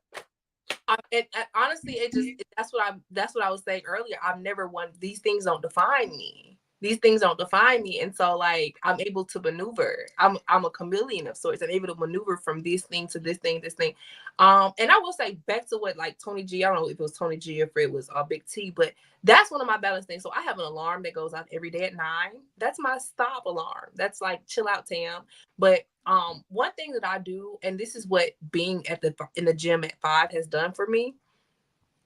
The earlier you start, the more you able to accomplish in a day. And so when I wake up at 4 and I go to the gym, I'm able to come home after the gym. I'm able to cook me a meal, pack my bag, and I'm able to get to work on time. And I'm able to get to work and I maybe get some work done before the kids get there. And then I'm able to work through work. And then even though I hate to do it because they don't pay me for the extra time, I stay after school. Most days I'm after school until about 4 p.m. That's time where I'm grading. And so now I don't have to take work home. I don't take anything work home. I don't check my emails for work when I get to the house. I don't want to check my emails. I have no desire to check my emails. I don't have to check my emails because I've already done my job, right? And so, that's that. And even with being in the gym, it's a mindset. It's a mentality now. Like I want my body to look a certain way. I want it to do so. So I'm gonna go to the gym. And even with that, when it comes to me eating, now I'm eating healthy things because it's counterintuitive for me to be at the gym, but I'm eating junk. I'm over here. I got these little pita chips. I can only eat a certain amount of them. I'm eating a serving size, and so it's like it's hard to understand the balance, but my life is very much about balance. And I think that the reason why I'm moving in this energy now at 35 is because of the chaos that I didn't have control over when I was younger. And so now I need that when your life is unstable and you don't know whether you're going to come home and you're going to have a house. Oof. When your life is unstable and you don't know whether you're going to come home and have hot water or electricity or anything, you move in such a way where you going to make sure you got what you need to have. Right. Everything else be damned.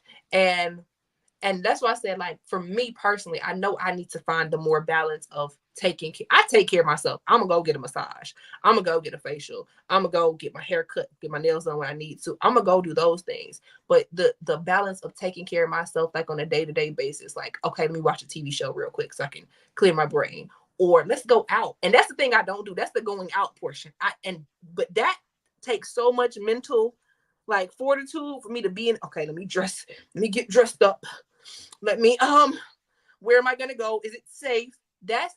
So that's where I play the mental Olympics there, because that's what I'm like. And honestly, that's one of the reasons why, once again, I focus on, for me, travel. Like in April, your girl's gonna be on a cruise. All right. It's booked. Don't play with me. All right. But what am I gonna do until April? People in Atlanta be shooting,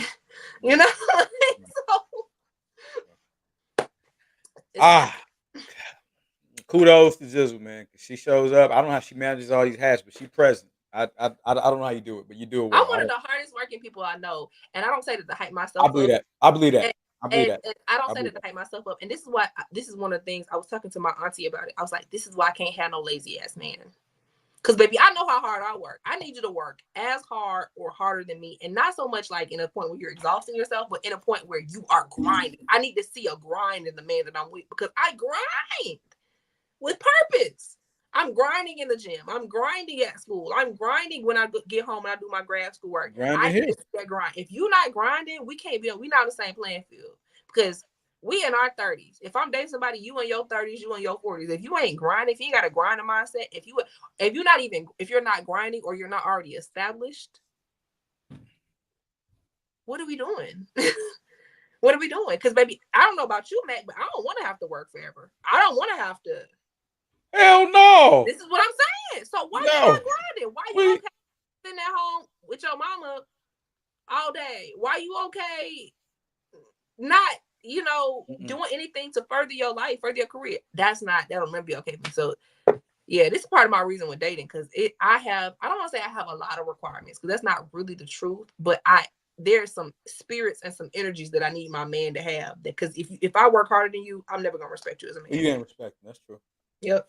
Tony G says, right, Tami G, going through unbalanced times in your life teaches you how to balance your life and get happiness and peace in your life. That's a fact. And I also believe that Tony, wait a minute. Somebody did security. I want to go back. Some nigga did security. Tony G, of course, I was security for the church for about 2 years in DC. Yeah, so you did security at church too, nigga. You guarding the collection plate, nigga. Is that what you was there doing, nigga? This man had every job. Every job, man. Good job. Well, listen, y'all, just so y'all know, man, and I always say this again, Gizzle just knows the topics. She doesn't know the questions. So when she shows up on Friday, she knows the topics. Because she's like, Mac, what are we talking about this week, Mac? What are we talking about? So I gotta let her know a couple of days ahead of time, just so you can kind of get an idea. But she does not know these questions. So these are all off the top after working all day. She's giving y'all, man, truly her A game, man. Much respect. Much respect, Gizzle. All right. Woo! What advice would you give someone struggling to define themselves outside of their career? I would say take some time off away from your career and get in touch with yourself. I would say travel. I am now a huge proponent of traveling. I am a happy proprietor of a passport. I love that passport. I like to stamp that bitch out. I say get out. I say travel, get out your environment. You know what? Shake up your life. And I'm saying that go see new things, talk to new people, because a lot of times we get out of touch with ourselves, because when you're in your same environment, everything is automatic. You drive the same funky ass way to work. You say hi to the same funky ass group of people. You get the same funky 6 texts from the same damn people. Go do some different shit and talk to some different people. That is what my advice to somebody that's struggling to define themselves outside of their career. Get reconnected with yourself. Who are you outside of that job? That is my advice. Gizzle, what you got to add to that? I think in general, and not even outside of a job, in general, it's intentional for you to spend quiet, private time with yourself. Yes. Part of my personal development happened when I lived in Korea, because I lived in a little, box. I lived in a box by myself for 3 years. There was a lot of thoughts that I had in my head that I had to sit with my thoughts. There were days where I was lonely. There were days where I was tired. There was days where I was homesick. And I just had to sit in that energy and figure out who I was in that energy. And so I think that part of the reason why people are having so many issues with, defining themselves outside of their job is they don't know who they are in general. You just don't know who you are. You don't know how. And the thing is, one thing for me, growing up as a church girl, right? What is your integrity level? And I don't mean that as like a judgmental way, but I mean that like, were you behaving that way in regards to, how church people behave because that's actually what you believe, or were you behaving that way because people were looking at you, and if you didn't think wrong, they was going to judge you for it? So one thing I was able to do during that time period of being in Korea, I was able to move how I wanted to move without judgment from anybody. If I went out, because I grew up Seventh-day Adventist, right? So if I went out on a Friday night, or if I went out Saturday afternoon, when normally I'd be in church, when nobody there in Korea to judge me and tell me you Seventh-day Adventist, you ain't supposed to be out. Then nobody there to tell me that. So if that's a standard that I'm living by, right? Mm-hmm. Do I still believe it? Am I still moving in that energy? Do I have the integrity to do so? And it's so crazy because I realized in that time period, and I still, go to church on Saturdays when I do go to church, right? Okay. I realized that it was a whole bunch of majoring in minors. Things don't matter. What matters, not so much what your denomination is, what your religion is. What matters is your character, how you treat people, how you love people. And so it was able to like open me up in a way that I wouldn't have experienced it if I had kept going and living in the same community. Because what happens with our community, I went to Oakwood University, which is a private Seventh-day Adventist Christian college, right? What happens is a lot of people in the community, they come there from all over the world, from California, New York, from Jersey, from everything, and they move to Huntsville because Huntsville is such a small Adventist hub, and they you stay there with people that all believe and think and look like you. You stay in that hub, and it's easy to keep moving in that hub because you're in that hub. Everybody believes like that, but when you step out of that hub, are you gonna still walk in that energy? And so being able to separate myself, because I went to Christian college and I went to Christian grad school too, right? To separate myself, it was the most trying thing because I had to like have a me and God. It's like, yo, God, what's going on? Like I had to have a me to God conversation, but also I had to have a me-to-me conversation. And that silent alone time with myself really taught me who I was. And I was angry. I was angry. Meg, I was angry. And I'm going to tell you why I was angry.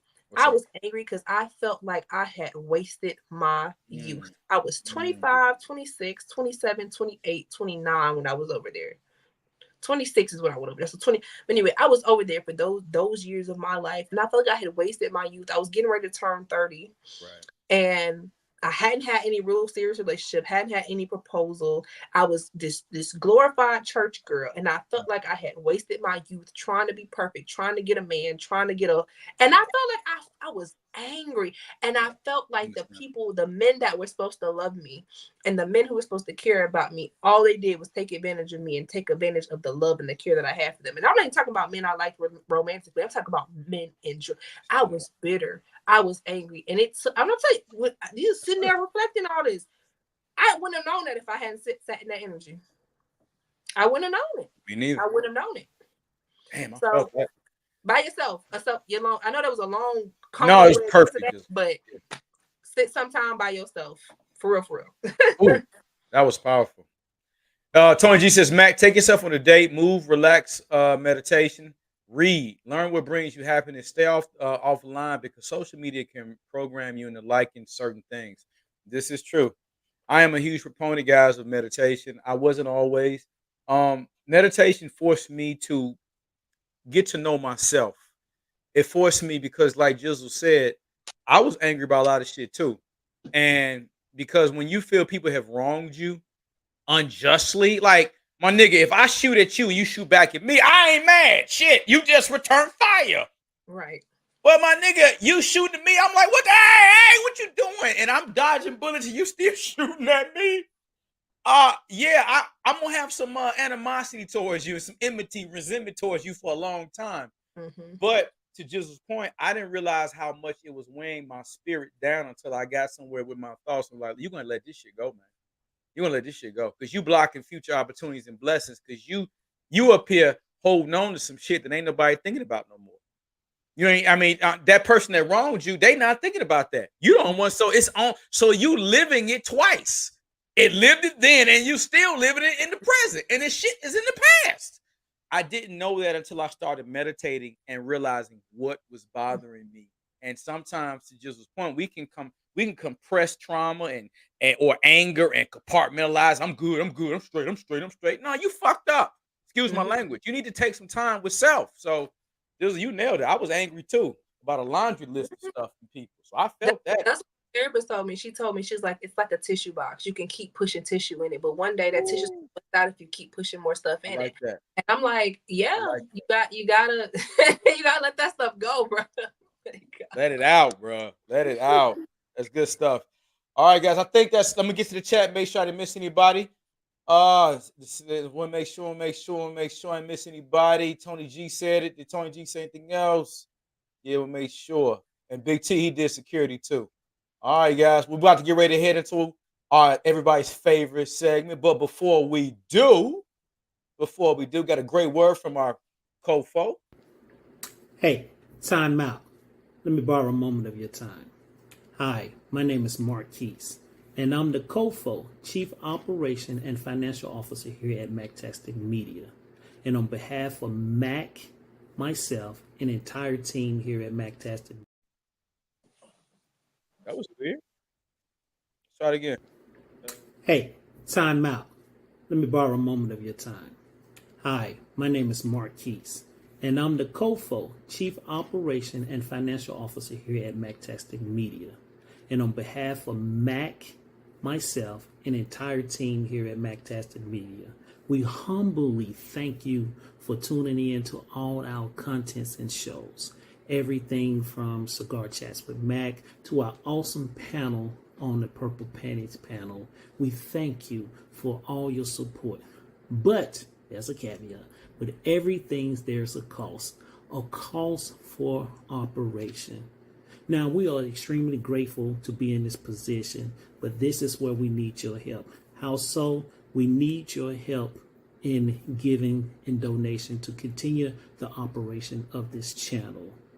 Listed below are all the ways that you can give to all things Mac and Mactastic Media. Continue to help us be the #1 Black-owned media company here on social media and soon to be in the world. Again, I humbly thank you for your support, and I'm going to thank you in advance for the past, present, and future donations you're about to give it us. You are the reason we do this. And again, I thank you. Blessings. Word from our COFO. All right, guys, good stuff. All right, I got another exciting announcement, guys. So listen, we have a sponsor. We had our first sponsor. So I want to show you guys something. Check this out, guys. Look at this. Y'all see them? Y'all see them two beautiful people at the bottom of that damn flyer. So for all my CBD lovers, guys, hey, listen, USA Hemp. I have been using this stuff, guys. This stuff is amazing. My dog love it. They got something for dogs. I am a huge Gizzle. Yeah, my dog be somewhere leaning. I am a huge proponent of USA Hemp. Anybody that loves CBD oil, make sure that you use our promo code and get 25% off. WGHPPP, Purple Panties Podcast. I'm gonna show y'all this a little. My human has been complaining a lot lately about me waking him up in the middle of the night. So I decided to take matters into my own paws. Got myself a nice pet CBD oil, so I can sleep better too.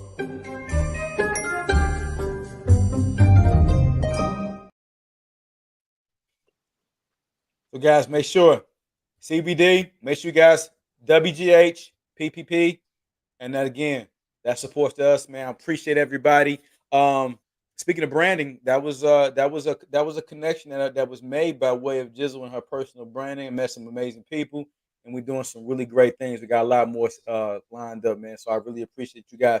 Also, finally, we do have super chats. So man, you can donate. You appreciate it. Show love with the super chats. We also got memberships. There's gonna be some exclusive content. We got some new stuff coming. Exclusive content that's going to be in the members only section. So you definitely don't want to miss out on that. Grab your membership. We got them at $4.99, $7.99, and $9.99. You definitely want to get your membership because there's going to be some new content that's going to be in the members only section. All right. Now we get that out the way. Thank you in advance for all your donations, guys. And please make sure you get that. Make sure you get your CBD oil and get that WGH PPP. Come on, man. Take your ass to sleep. All right.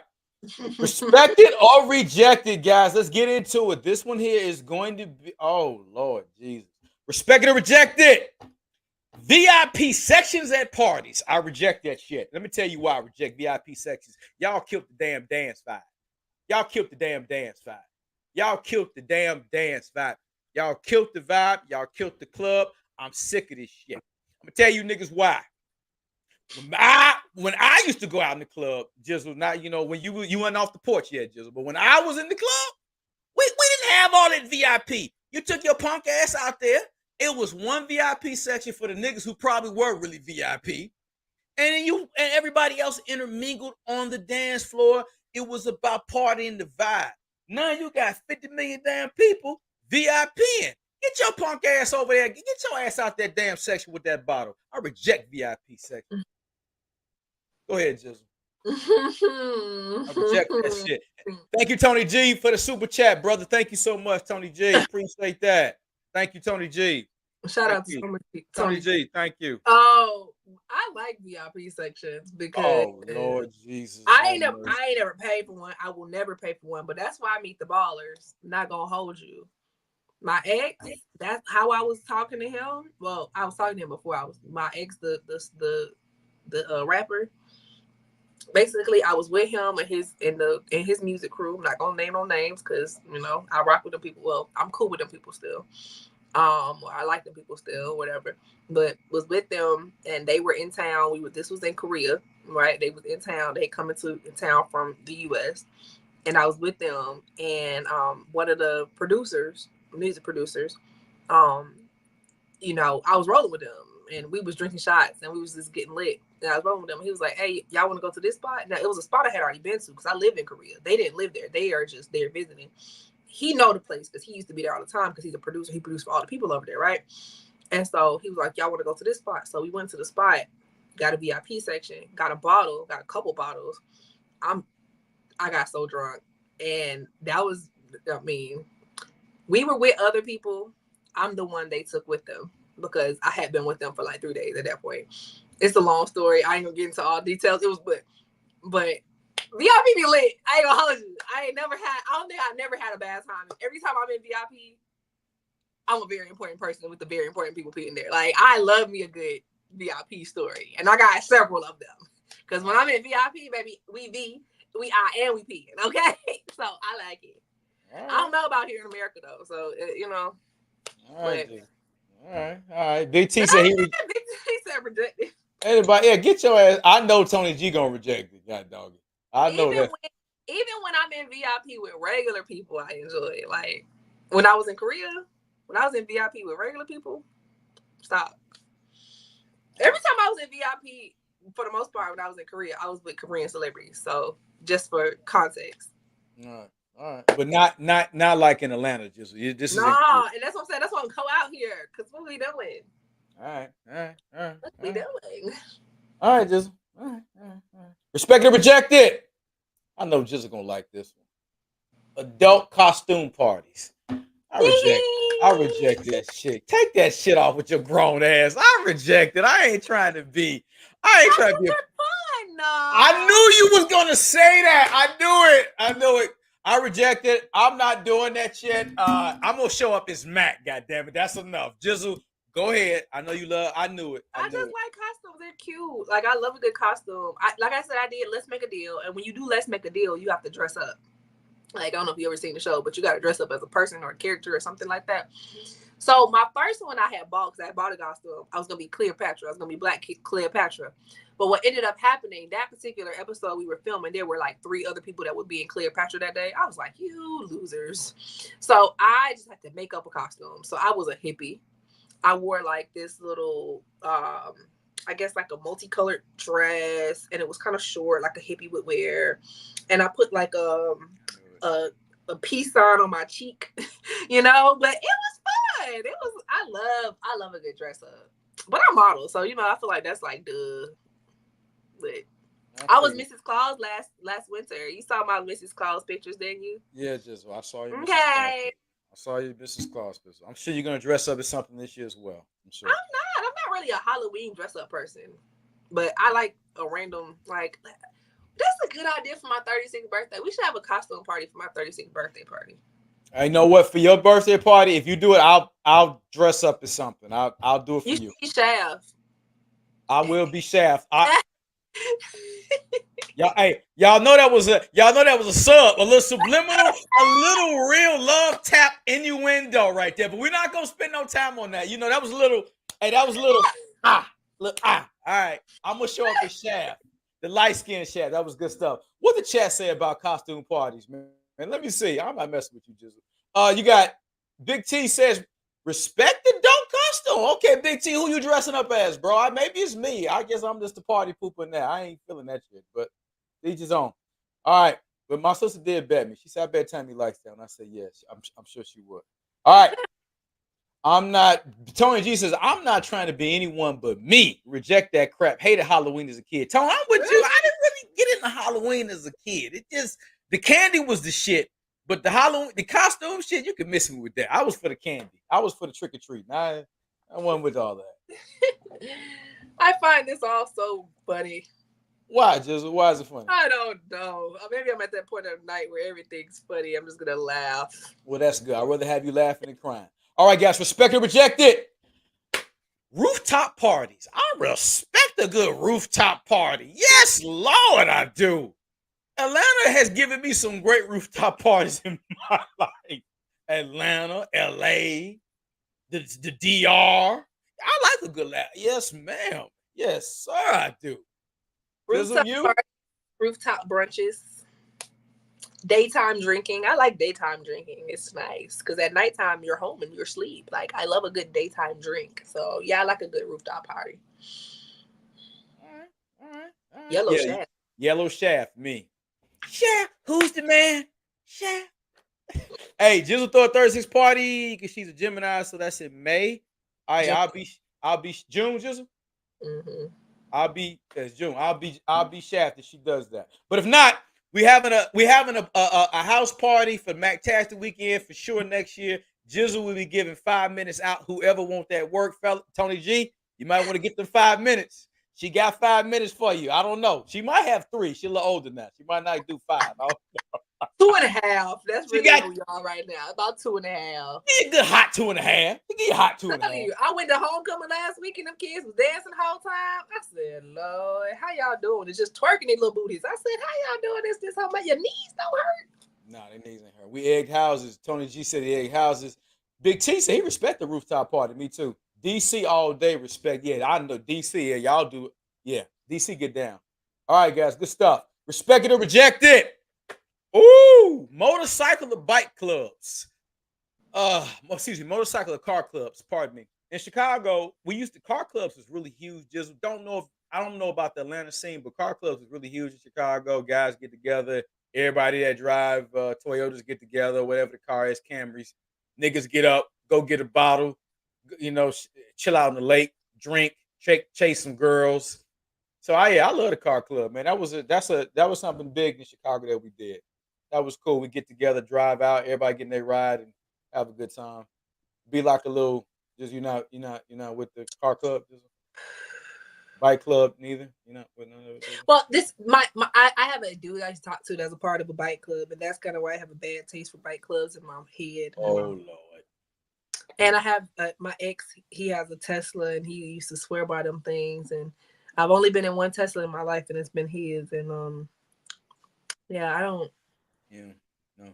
I'm a rejected just off of nostalgia. Off of him. Yeah. Yep. All right. Hey, Big T, so I respect. I used to ride motorcycles. I feel that, Big T. I respect a good damn car club or a bike club. Just says she rejects it based off of homeboy. All right. Homeboy, multiple boys. Homeboys, as in more plural. Got it. Respect or reject it. Cruises. I respect the cruise. I ain't never been on a cruise other than Navy. I'm going. I got April. We going. You should come back. 8 days. I might need to come. You know what, Gizzle? We could probably film. We could do a show on the cruise. That would be fun. 8 days. 8 days. I might have to come. Aruba. Oh yeah. Curacao. Yeah, buddy. Yeah. La Roma. Amber Cove. It's some ladies over there waiting for Mac. Yes, Lord Jesus, they are. Yes, Lord. Like Mac, where you go? Gizzle, I will be back. Hey, y'all babysit her while I be back. I'm gonna go over here with these women. All right. Gizzle says she respects the cruise. I respect the cruise. Tony G says not a club type person. Okay, so he's like investment groups. Okay, Tony. Okay, Tony. We had did investment groups, but Tony like investment group. He don't do goddamn bike clubs. Tony, as long as you love cigar chaps and Mac and Purple Panties, I don't give a shit what else you don't like. I really don't care. You love me and Gizzle and Dom. That's all we care about. Cruise sleep is make. I must say, I don't know about that cruise sleep because I don't be sleeping on the cruise. My ass be out and about. You understand me? Out. What is cruise Gizzle? What is cruise Gizzle like? Bruh, I be in the club. I be twerking. Oh God. My 9 o'clock alarm. Anyway, I be in the club. I be twerking. Have you ever been to a silent party, Mac? Never been to a silent party, no, Gizzle. They have silent parties on the cruises. So I be at the silent party, and you find somebody who's listening to the same song as you at the silent party, be like, yeah, I don't know. I'm lit. Like, I be at the karaoke. You know, I be at the karaoke. I know you be chanting karaoke down. All right. I mean, they have dance lessons. I love, man, when I tell you. So I don't really be sleeping on no cruise. I get my little maybe 6 hours, 5 hours, depending on. And then I'm gone. I'm out there. And then, like, especially if I know I got like a excursion and I'm about to be out in excursions. Yeah, or if like my first cruise, we woke up early in the morning to watch the sunrise. So yeah. All right, so Gizzle said she rock with the cruise. All right, so all right, Gizzle. Well, Tony said he rejected. Yeah, Tony was in the Navy, so most Navy guys probably don't really want to do cruises, but this is a different type of cruise. I heard it's a lot of women on these cruises. I've been hearing it's a lot of women, and they be on the prowl. Some of us be single. A lot of us be single. The men on the cruises do not be single. They be with they boo, they bae, somebody. The women be single like a Pringle. I'm gonna go there and clean up. Oh man, that's gonna be good. That'll be good. All right, guys. Respected and rejected. All you can eat buffets. You damn right. I was a Chicagoan. I love me a good all you can eat buffet, old country buffet. Only Chicago people probably know about a good old country buffet. Was that down here? I don't know. Yes, it was. My brother worked there. That was one of the first.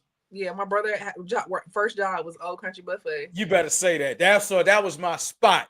Me and my siblings, we about 8, 9 deep up in that mug, eating good. Yes, give me a good buffet. If I can find a Golden Corral now worth of shit, I'll go there. The food not good. That's why I kind of want to reject it because the food bad now, but respect it because of the nostalgia. Because every Sunday after church, when I would go to church with my dad, he would take us to either Shoney's or Shoney's.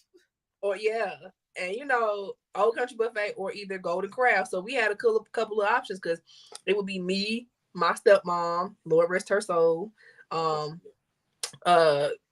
my stepmom, my stepsister, my little brother, and then my other little brother. And he would take all of us when we went to church with him on Sunday. We would take all of us afterwards to Golden Corral, the Old Country Buffet, or Ryan's or Shoney's.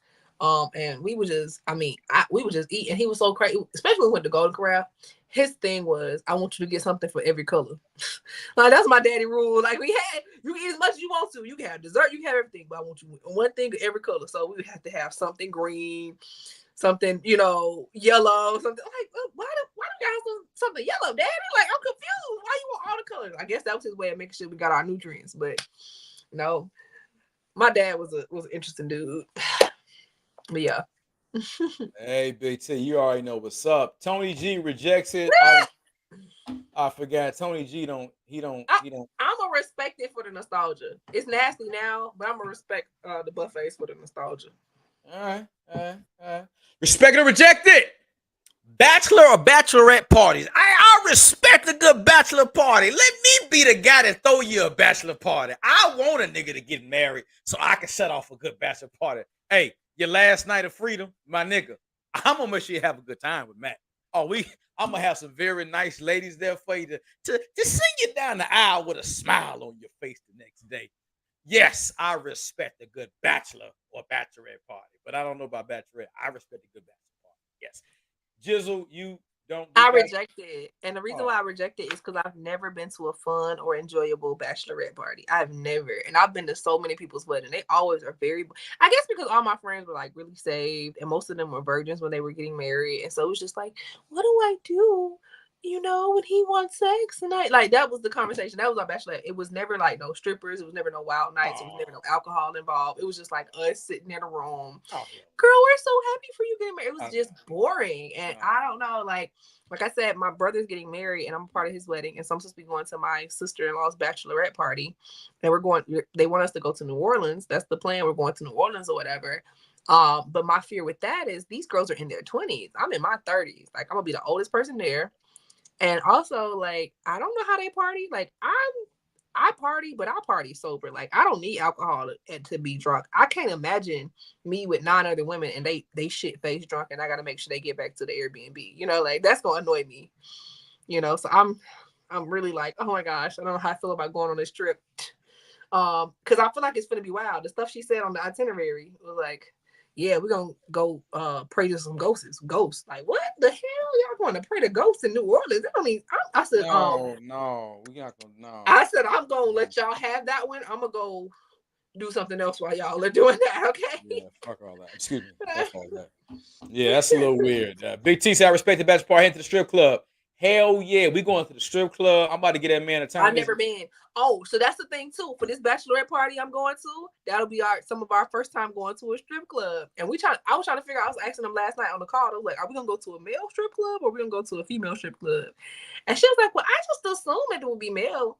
But if we like females, we could go there. I was like, Lord, what we finna be doing? This thing gonna be crazy. It's gonna be good. Baby Russ says, not Shoney. Shoney's had the best breath. It's taking me back, Gizzle. Yeah, man. All right.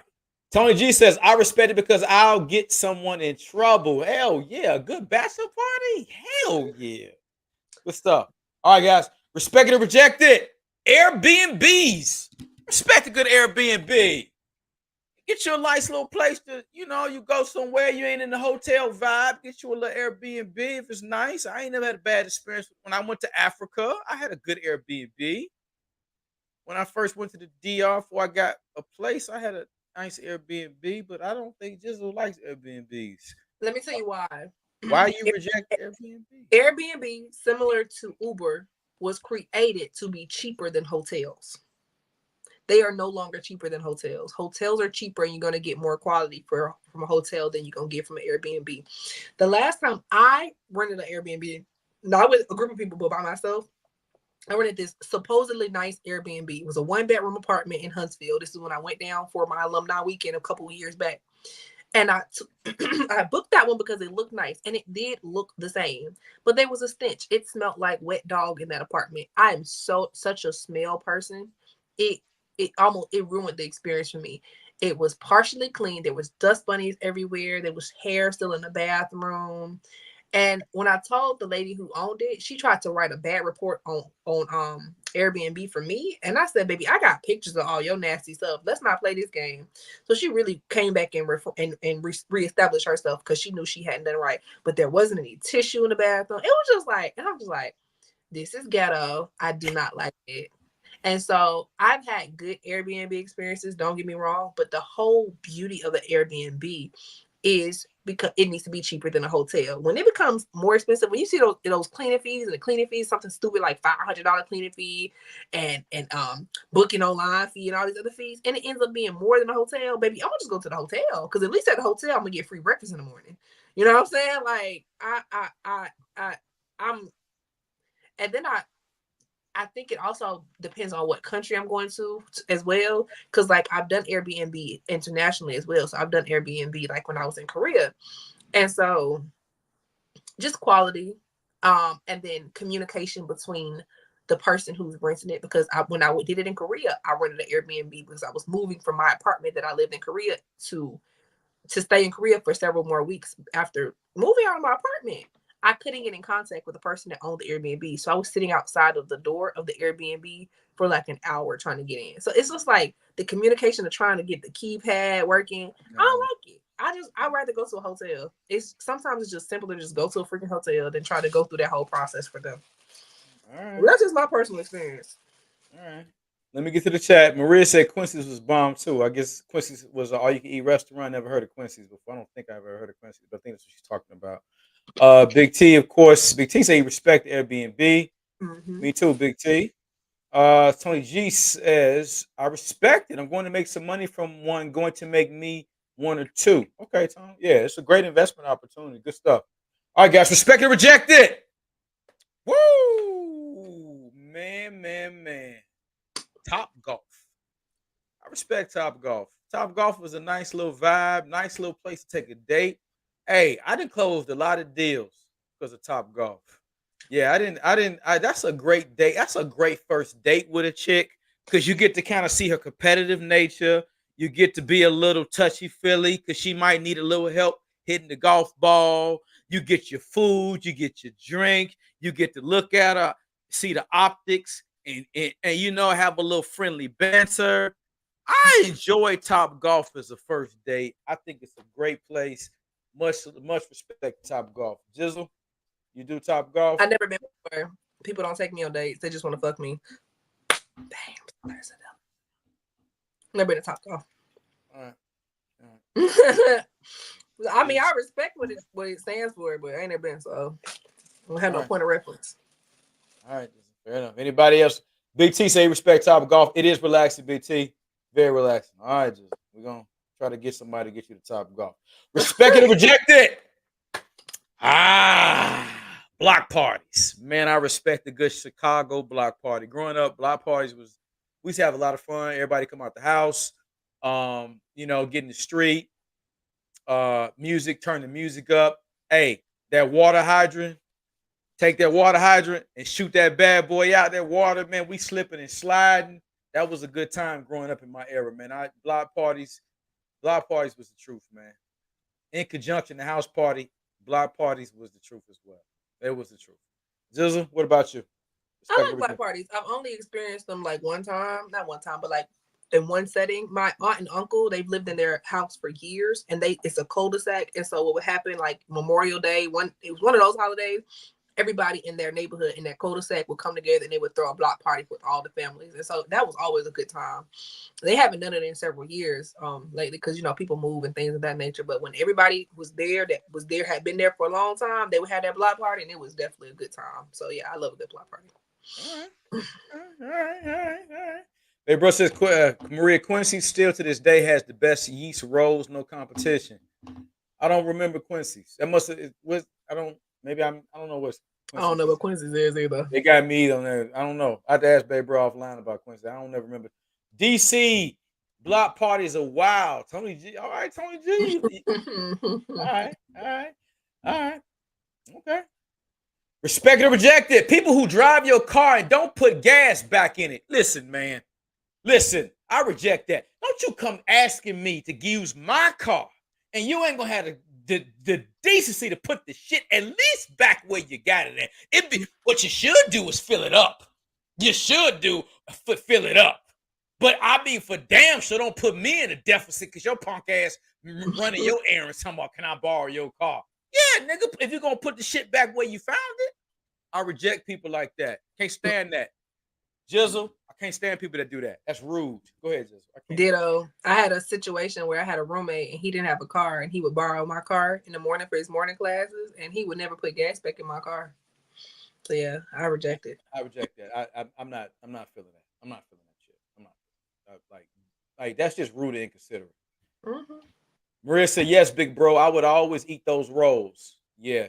Okay. And it's probably down south. They shut down in the 90s. It must have been okay. I don't remember. Okay, all right. Jizzle, you from the south, Jizzle? You I've never heard of Quincy. That must have been like in. I don't. Anyway, hey, that's gonna be one we got to find out. All right, guys, great stuff. Let's get to the people. All right, Gizzle, respect it or reject it. Moneybag Yo. I don't know that man. What he do? Why he famous? He's a rapper. I know he a rapper. I ain't never listened to a Moneybag Yo song. Actually, no. He got this song. Got about the car, down by the bone, down by the bone, down. I got time today. You know that song, Jizzle. That's it. That's what I was singing. I don't know the words. I respect Moneybagg, yo. He come a long way from Memphis. I like Moneybagg. Jizzle don't know. Okay, she don't know nothing about Moneybagg. All right. I don't respect him because you say he from Memphis, down south. Yeah, he from Memphis. I like Moneybagg, yo. All right, He part of CMG, the whole Yo Gotti. I don't know who CMG is either, so there's. You know who Yo Gotti is, Jizzle. Yo Gotti. I do. That's the one that's dating Angela Simmons. All right, let's stay right there. You figured it out. Let's stop over here. Respect or reject it, Chris Tucker. Respect. You already know I respect Chris Tucker. First of all, he went to school with my cousin. He went to Columbia High School, which is down the street from my people. I listen, don't ever play with Chris Tucker's name. He's a true East Side resider. You know, I'm talking about East Side. We talking about Glenwood. We talking about Columbia Drive. Come on, don't ever play with it. Okay, right off 20. Don't ever play with it. Okay, he still be going to the Columbia alumni events. Don't ever play with Chris Tucker's name. Okay, Big Friday. Don't ever play with it. All right, cool. Not the little one, Big Friday. Yeah, Big Friday. Hey, y'all know when Atlanta people, when they people come up, they get the name Atlanta. Hey, don't play with it. 75th over there by the highway. Don't act like you. Hey, round the corner, East Side represent. Boy, Atlanta gets the name of shit. You don't know what they talking about. Then they start throwing up their hands and they be them. You be like, okay, shit, I like it.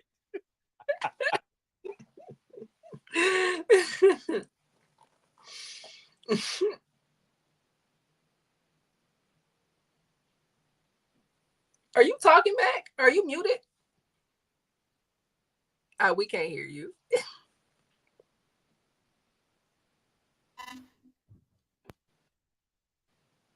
No, still can't hear you. You can't hear me? Now we can hear you. That's all right. I don't know. That's all right. All right.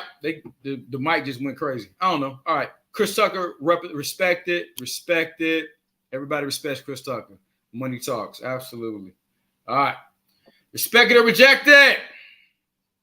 Justin Bieber.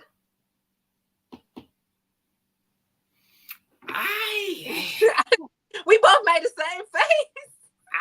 I mean, I feel bad just rejecting a little dude off of what I hear he's been through. I don't have a reason to really reject him. He ain't never bothered me. He got one song I like, all his peaches out in Georgia or something he said. I think the boy said something. I kind of like him a little bit. I like Justin Bieber, I think. I get my peaches out in Georgia. Yeah. Got my weed in California. Yeah. Yeah, Gizzle. I respect Justin Bieber. Justin. I'm gonna respect him just because when he did the stuff I don't like he did, he was a child. I ain't gonna hold him accountable for what he did when he was a child. Okay. That's fair. All right. So, anybody in the chat got anything to say about Justin Bieber? Looks like nobody in the chat is interested in Justin Bieber. He was recorded saying the N-word several times, but he was like probably 10. So, was he saying it in an offensive way or like? He was like N-word, like nigga. Da, da, da. It was like a video, and I've seen it, and I was like, I didn't know that, but all right, we'll give him grace on that one. Yeah, he was a child. That's why I said I'm not gonna hold him accountable for stuff he did when he was a kid. But bombastic side eye. Bombastic side, I like that. Reject Diddy, Lil Baby.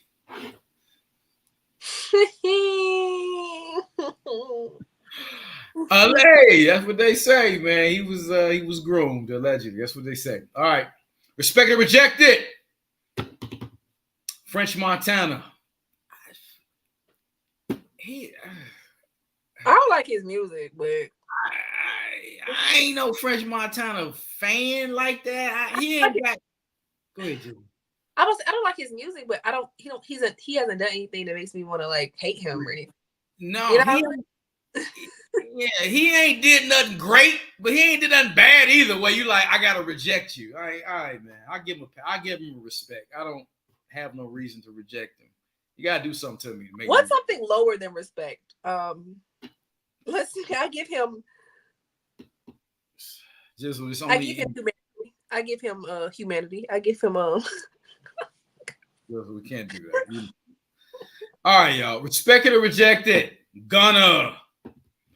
I respect Gunna. I like Gunna music. I don't, get into the whole thing with allegedly him and Young Thug. I don't know much about all of that, but I do like Gunna's music. I do like his music. He's from Atlanta, Gizzle. He's one of your Atlanta natives. He a snitch. Snitches get stitches. They get put in ditches. Also, he had a chance with Chloe Bailey, and he kind of did bad. So I'm gonna reject him because don't ever play with Chloe Bailey. He had a chance with Chloe Bailey. Their video, they was talking at one point before he had went to jail. They was talking in videos of them hugged up, laid up, everything. Yeah, not laid up, but hugged up. Yeah. So you like, I don't like when dudes like, you know, fumble the bag, fumble the person, fumble thing. Like I'll be looking at you. You probably was a lame. Cause yeah. So I'm a reject Gunna. Also, I don't listen to his music. What song he make? Gunna got a lot of songs. Him and Baby made some hits together. You know, drip so hard. You don't remember that? Him and Baby made that song, Drip So Hard, or Gunna? F You Mean. He got a song called F You Mean. You heard that song before? Oh, that's Gunna? Yeah. That's a TikTok sound for me. I don't listen to that. I never I don't never play on my radio. That's a TikTok sound. Okay. All right. Well, I'm serious, Matt, because you know a lot of these songs they don't become popular because they become popular because the kids use them as TikTok sounds, and then that's how they go viral. So I don't be knowing the song, who make the song or nothing. I just know that that's a TikTok sound. All right. Tony G said he rejected him. I believe that, Tony G. All right. Respect or reject it. Mace. I respect Mace. I reject Mace. Reject Mace. I reject. What Mace do to you, Gizzle? Mace don't know whether he want to have one foot in the church, one foot out the church, one foot in the world, one foot out the world, one foot in rap, one foot like he confusing. He gives some confusing ass energy. He was online beefing with Diddy, but you're supposed to be a pastor, but he was cussing out Diddy in the beef. Like he confused, and I don't like. I was saying this earlier to a coworker. I do not like confused ass energy. Like he give me confused ass energy, and I don't like confused ass individuals. And so I'm gonna reject Mace. I know at one point he was one of my teachers, pastors, but I reject Mace because all these rappers turn pastors and then they go back to rapping. Like I ain't got time. You ain't serious. You don't know whether you love Jesus or you love the world. Pick one. Okay. All right. I like old Mace. Okay, just. Ooh, she ain't feeling him. Big T say respect Mace. All right. Right enough. Respect or reject it. Cameron. I respect Cameron. He been the same for almost 30 years. Killer Cam ain't never changed. Killer Cam been the same every year. He ain't never changed. I was talking about Killer Cam with like the pink. Oh yeah. Yeah. What a time to be alive. What a time to be alive. Hey, that boy did that shit. You gotta give him that. He did. I like Cameron. He been the same arrogant shit talking dude for 30 years. I respect him. He stayed on brand. I like Killer Cam. All right, good deal. Just didn't like he went for the Mace. Respect it or reject it. Anderson .Paak. I rock with Anderson .Paak. You know, he half Korean. Okay, I didn't know that. Yeah, he half Korean. That's why his last name Paak. He's half Korean. Yeah, I rock with him. He's done some music with some of the artists that I like out in Korea too. So yeah, he cool. I like Anderson .Paak. Talented dude. All right. I respect him. I ain't got no reason to reject him. He ain't never did nothing to me. Respect it or reject it. Ice Spice. I reject that talentless light-skinned heifer. I'm sorry. That was mean. I'm gonna be nicer. Just you not rocking with Ice Spice? I do not like Ice Spice. I don't dislike her as a person. So let me be very clear. This is not a beef against Ice Spice personally as a person. No. Actually, it is kind of because I heard she was a shitty person too. So I heard she was a shitty person as well. But my thing is that with her is that literally she can't rap. She has no talent. All she do is shake her ass. And it's giving very much like, please stop making music. It's giving very much like, ma'am. She got online. I remember, people crucified me for this, but she got online one time and she was like posting. She was like, "Oh my gosh, I need a tan." I was like, "No, man, you need some talent. That's what you need. You don't need no tan. You need some talent." And people were like, "Oh, not you hate on her because you can never be her." I said, "Baby, go look at my repertoire. I don't need to be her. I'm myself." And then they were looking. It was like, so the people, her people, her little bots that, the people that are bots that are, go advocate for these people, was like, "Oh, just because you was on this show asking for a friend, you think you better than Ice Spice?" I said, "Baby, you wouldn't look me up. I don't know who you are still. So I need you to know that I'm still more important than you are." So I was like, it was a whole thing. But I don't like Ice Spice. I don't like Doja Cat. It's a couple people I just can't get down with. Like, and Ice Spice is one of those people. Not because, like I said, not because I personally think she's a shitty person. I've heard that she does shitty things. And so I've heard that she was a shitty person. That's somebody else's personal experience for her. But also I think that the only reason that she's in the industry right now is because she's light skinned. I don't think that's the only thing. She light skinned and she got a fat ass. She can't rap. Her songs are trash. What are we doing? And we're elevating this. Like for me, girls like Glorilla gonna eat. She gonna rap.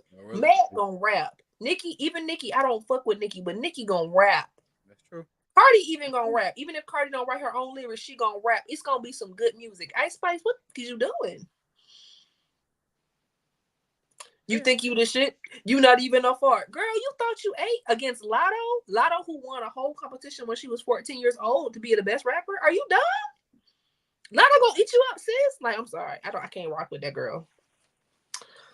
I'm sorry. I went on a tangent, but yeah, no. Reject. Okay. All right, reject. I don't know. She don't bother me. I think because she light skin with a fat ass, I'm gonna respect it for now. Nah. That's on brand for you, Mac. That is on brand for me. Light skin with a fat ass. I'm in. All right, respect and reject it, Gizzle. Brittany Griner.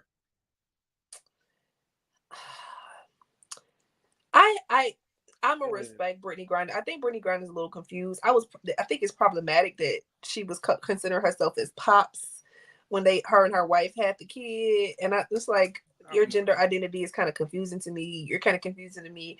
I don't like the fact that the Diplomats lets a real actual criminal get out to get her out of prison because she did some stupid shit on LeBron. Actually, I might have to reject that. I'm gonna reject this. I'm sorry. I'm rejecting her too. I'm gonna reject that. After I listed those things, I was like, she's not worthy of redemption. No, we're gonna leave her on the reject list. Reject her ass. Yeah, I think that's unanimous. Respect it or reject it. Unless the chat got anything to say. I don't think yet. Not yet. Respect it or reject it. Fabulous. Reject that wife beating piece of trash. Reject him. He's rejected. You're rejectable. He ain't even cute. Emily B was much cuter than him. You over here beating her. She got all your kids. You beat her daddy up. Reject him. And I actually kind of used to like Fabulous a little bit, but reject his crooked teeth, ugly, tall face, head, ass. Reject him. Reject. I'm gonna reject for the woman beating part. That's not. He do. Like, he knocked all that girl teeth out. Emily B was bad. In front of her daddy. Like, what? Yeah. I'm gonna reject. Yeah, I ain't never been to. He only got one song I like, and that was. That's what I said. You ain't even got that much talent. You over here beating people. I'm sorry. Yeah, I could. I don't have a Fabulous song I have to listen to. I don't think I got one Fabulous song I have to listen to. So what I like what Fabulous did back in the day? It was Fabulous, but it wasn't Fabulous part. It was Lil Mo. The songs he did with Lil Mo. Lil Mo. Can't you take me? Yeah. Yeah, that's it.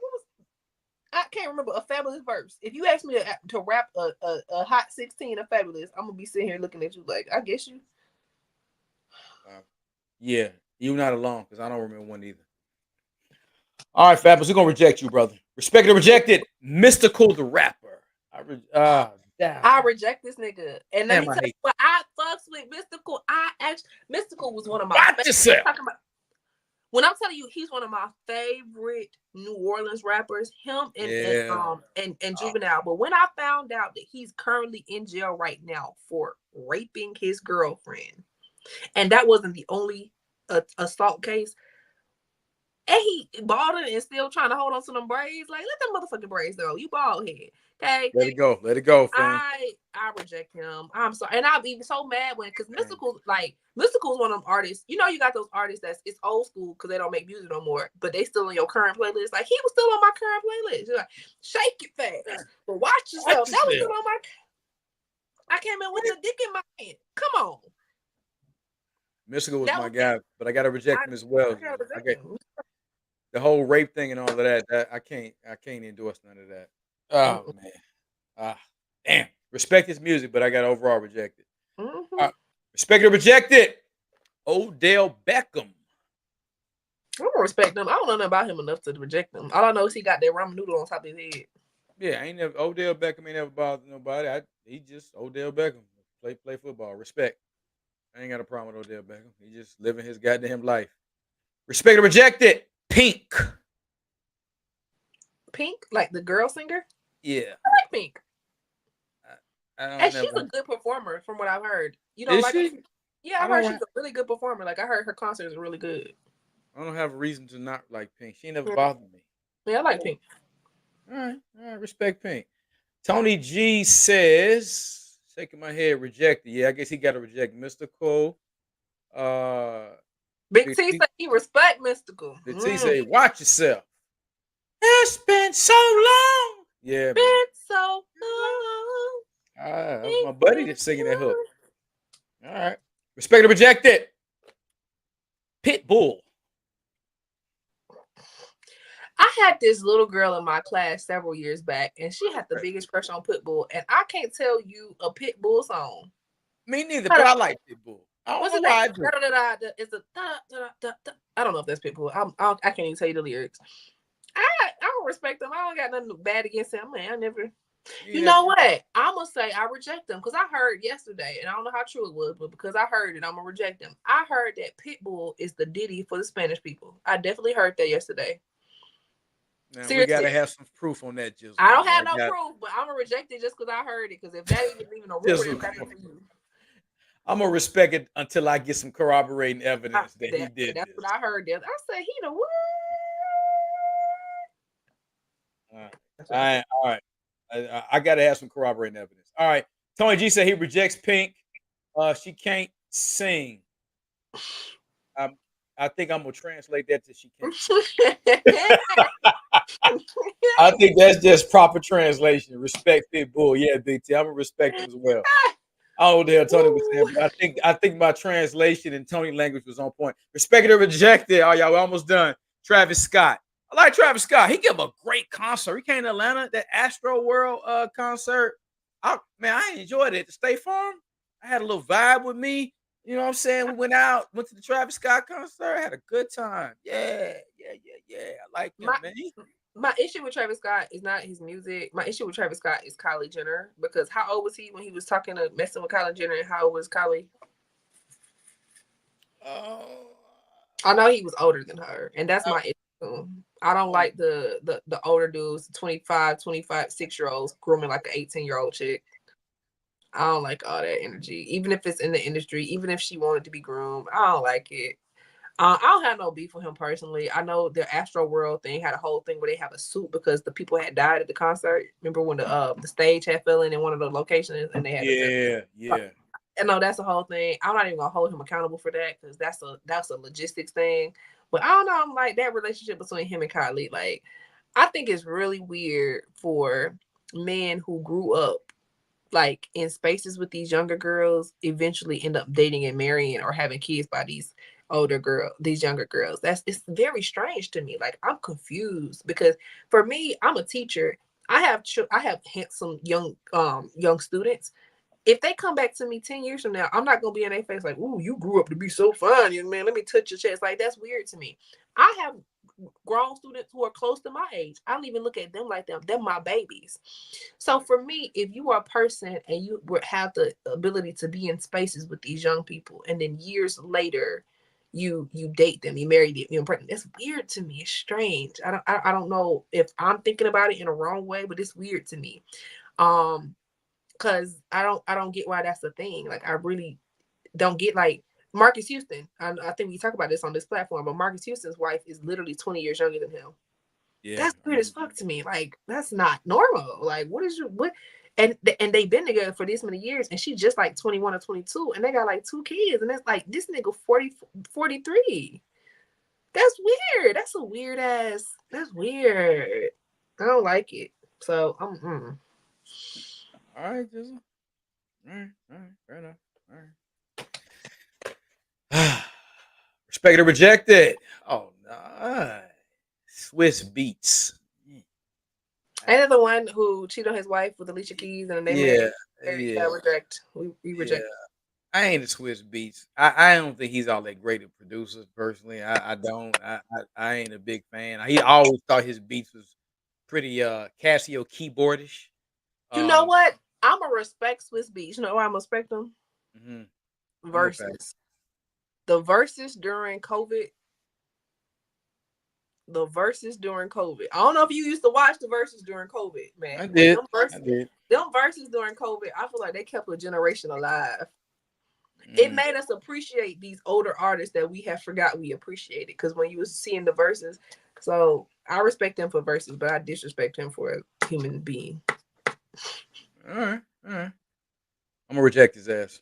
Respect or reject it. Allen Iverson. AI. From my generation.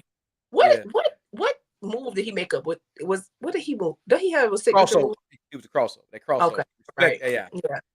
Respect AI. I respect AI. Yeah, definitely a game changer in our era. See, we had to throw a little sports in there for you, Gizzle. I respect AI because, even growing up watching Like Mike, seeing all the people on Like Mike and stuff like that, I respect AI. At that point, I kind of knew who celebrity athletes were, like the pro athletes. If you ask me today who these people are, I'm not gonna know unless they find and somebody showed a picture of me and like, oh, that's probably that one football player who found his head. I don't know his name, but if you told me his name, I'd be like, yep, that's him. He found his head. All right, she know you by how you look. All right, that's it. Respect or reject it. Kyrie Irving. I like Kyrie. Well, he played basketball. Yeah, he gets a bad rep sometimes. He's a little different. He didn't want to take the jab, and he caught a lot of flack for that. And he's an eccentric dude, but he's a good guy. He does a lot of good. I like Kyrie Irving. I don't know him. I can't tell you what he looked like or what team he played for. So he played for the Dallas Mavericks now. I don't know who that is. I'm gonna respect him. I don't know. I'm gonna respect him because you respect him. I'm gonna respect him because I don't know who that is. Fair enough, Gizzle. Respect or reject it. Ice Cube. Respect Ice Cube. Cube, not T. Cube. Ice Cube. Cube and Gemini. Respect all day. Yeah, Gemini? Yep. I didn't know that. Cube and Gemini. Yep. Shout out to Cube. Yep. Yeah, man. Shout out to Cube. Prolific writer. Great. Very Gemini. Very much Gemini. He very much gives Gemini. Shout out to Cube. I respect Cube all day, every day. Yeah, Cube. And his son fine. Okay, Baby Cube, if you see this. Hey, Baby Cube. She waiting. Let me stop. I don't know, just you never know who watch these damn reels. There's over 500,000 people look at our channel, so we don't know who be looking at this shit. Never know. We're gonna put it in the atmosphere. Baby Cube, shoot your shit. All right, last one for the night, y'all. It's been an amazing show, man. I appreciate y'all rocking with us, man. We back on schedule. All right, y'all. Last one for the night. You know what, a lady. Respect it or reject it. Mariah Carey. I don't like Mariah, and I honestly, I don't have any personal reason or logical reason. I just don't like Mariah Carey. I'm sorry. I don't like her. I don't like her. I'm sorry. I'm gonna respect Mariah because she was like one of the Mariah was special in our generation. In our time, like I don't disrespect her talent or anything. I just don't like Mariah. I don't know what it is about her. She just gives some energy that is very much like I don't like her energy. I don't know if that makes sense, but I don't like Mariah. Also, her falsetto that I hate that. It sounds bad to it don't sound bad like she's hitting the notes, but I don't like it either. But shout out to Mariah, like for talent. Like you can't ever deny her talent that she had in the industry, but I don't like her. I'm sorry. Last one, Gizzle, for you. Respect or reject it, Halle Berry. I respect Halle. Like I think it's interesting when you have the actors and actresses and the artists who are half black, half white. Some of them get a really bad rep because you have people like what's her name, Stacey Dash. Yeah. Who, I'm multicultural. I'm not black. Like, and it's like, girl, if this was slavery, you would be your ass is black. But you would still be a slave, sis. Let's not play this game with ourselves. So, with Halle, I feel like she's done a good balance. You've seen her in the Monster Balls, but you've also seen her in the Babs. There's been a balance in her career. I think that she hasn't been problematic. She hasn't come out with any problematic, statements that, are disparaging against the race or the community. And so I respect her. And she's still beautiful at this. She just did a movie. Yeah. Her and Mark Wahlberg, right? Just they did something. Yeah, she just did a movie. And so I just respect her. I respect the longevity of her career. I respect the diversity of her career. And so yeah, shout out to Halle Berry. Like, shout out to her. She had a whole song, Halle Berry. You know you made it in Hollywood when they put your name in the song. That's a fact. Halle Berry. Halle Berry was an icon, man. She's a beauty icon, and when she was young, my Lord, God, Halle Berry. Niggas love Halle Berry. Lord have mercy. Fine as Halle. Whew.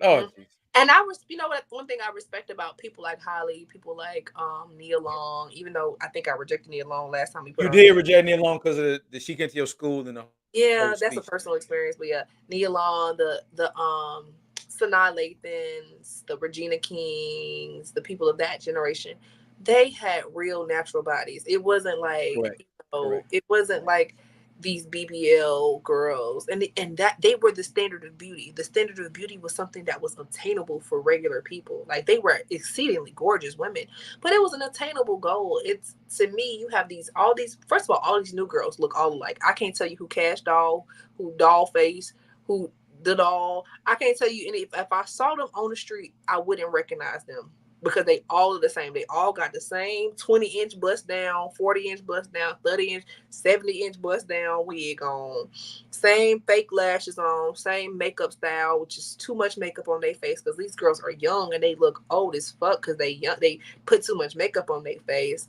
Same BBL, same boob job. They look like ants.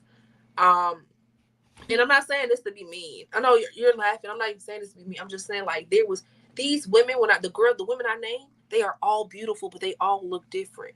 It wasn't the same aesthetic. It wasn't all, I'm gonna cut my hair short, or all, I'm gonna wear my hair long, or all, I'm gonna show my whole body, or all. They had different aesthetic. And these new girls, they so unoriginal that they think in order to be beautiful, they gotta all have this same aesthetic. And it's like, it's asinine to me, because as a professional that goes into the school buildings, you see these young girls trying to attain this standard. Like, y'all don't need to have on wigs. Y'all got hair up under there. What is you doing? You know. So anyway, shout out to Halle and the old school beauty icons of our day, because they made it okay to be normal and to look, normal, without having to do hella enhancements to yourself to make you look like somebody that's not yourself. Well said. Just one thing you punctuated the point perfectly. The only thing I'm gonna say is that they not only were they naturally beautiful, they had real talent too. Like, you know what I mean? Those girls they had authentic and genuine talent. Like, to get there, they really had talent to make it. You can tell because they've passed the test of time. They're still relevant because they got real talent. They're still relevant. So much respect to all of them. Hey guys, I just want to tell you all, thank you guys again. Phenomenal show. Thank you for all the support. Hey, once again, I want to make sure everybody, make sure you show some love, man, to our all the CBD users. Let me just show y'all one more time. Make sure, shout out to USA Hemp, hey, for supporting us. Hey, 25% off. WA, use that promo code WGHPPP. Definitely appreciate that. Appreciate the super chats. Make sure you guys get your memberships. Join the community. We got some new stuff coming, guys. I'm excited about what we're doing over here at Fantastic TV. Gizzle, anything you want to say to the people before we get out of here? BBL Drizzy. BBL Drizzy. I think that means she's ready to go to bed, y'all. Hey, y'all. So on that note right there, y'all. Hey, you already know. Thanks to our Nightbot, you've been seeing, you know how to find Gizzle. I think our Nightbot reminds everybody every so many minutes where you can find her at. Make sure you guys support her. Gizzle, is your clothing store back up yet? All I've been doing is homework. I had that 7-page paper to write, so no, I haven't had a chance to look at it. It'll be up. So we got fall break in 2 weeks. So during fall break, I'm gonna get my life together. Okay, she's gonna eventually get the store back up so you guys can support. All right, guys. Hey, it's been amazing. Until next week, we will see you guys. Thanks again, Tony G, for the super chat, for the love and everything, man. And guys, we are out.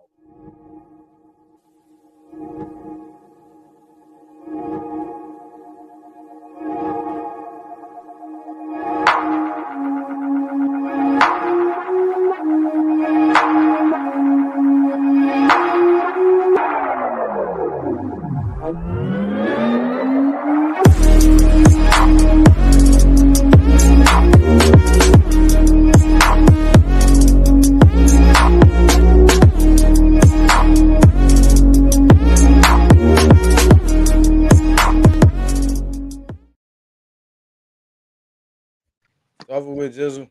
What about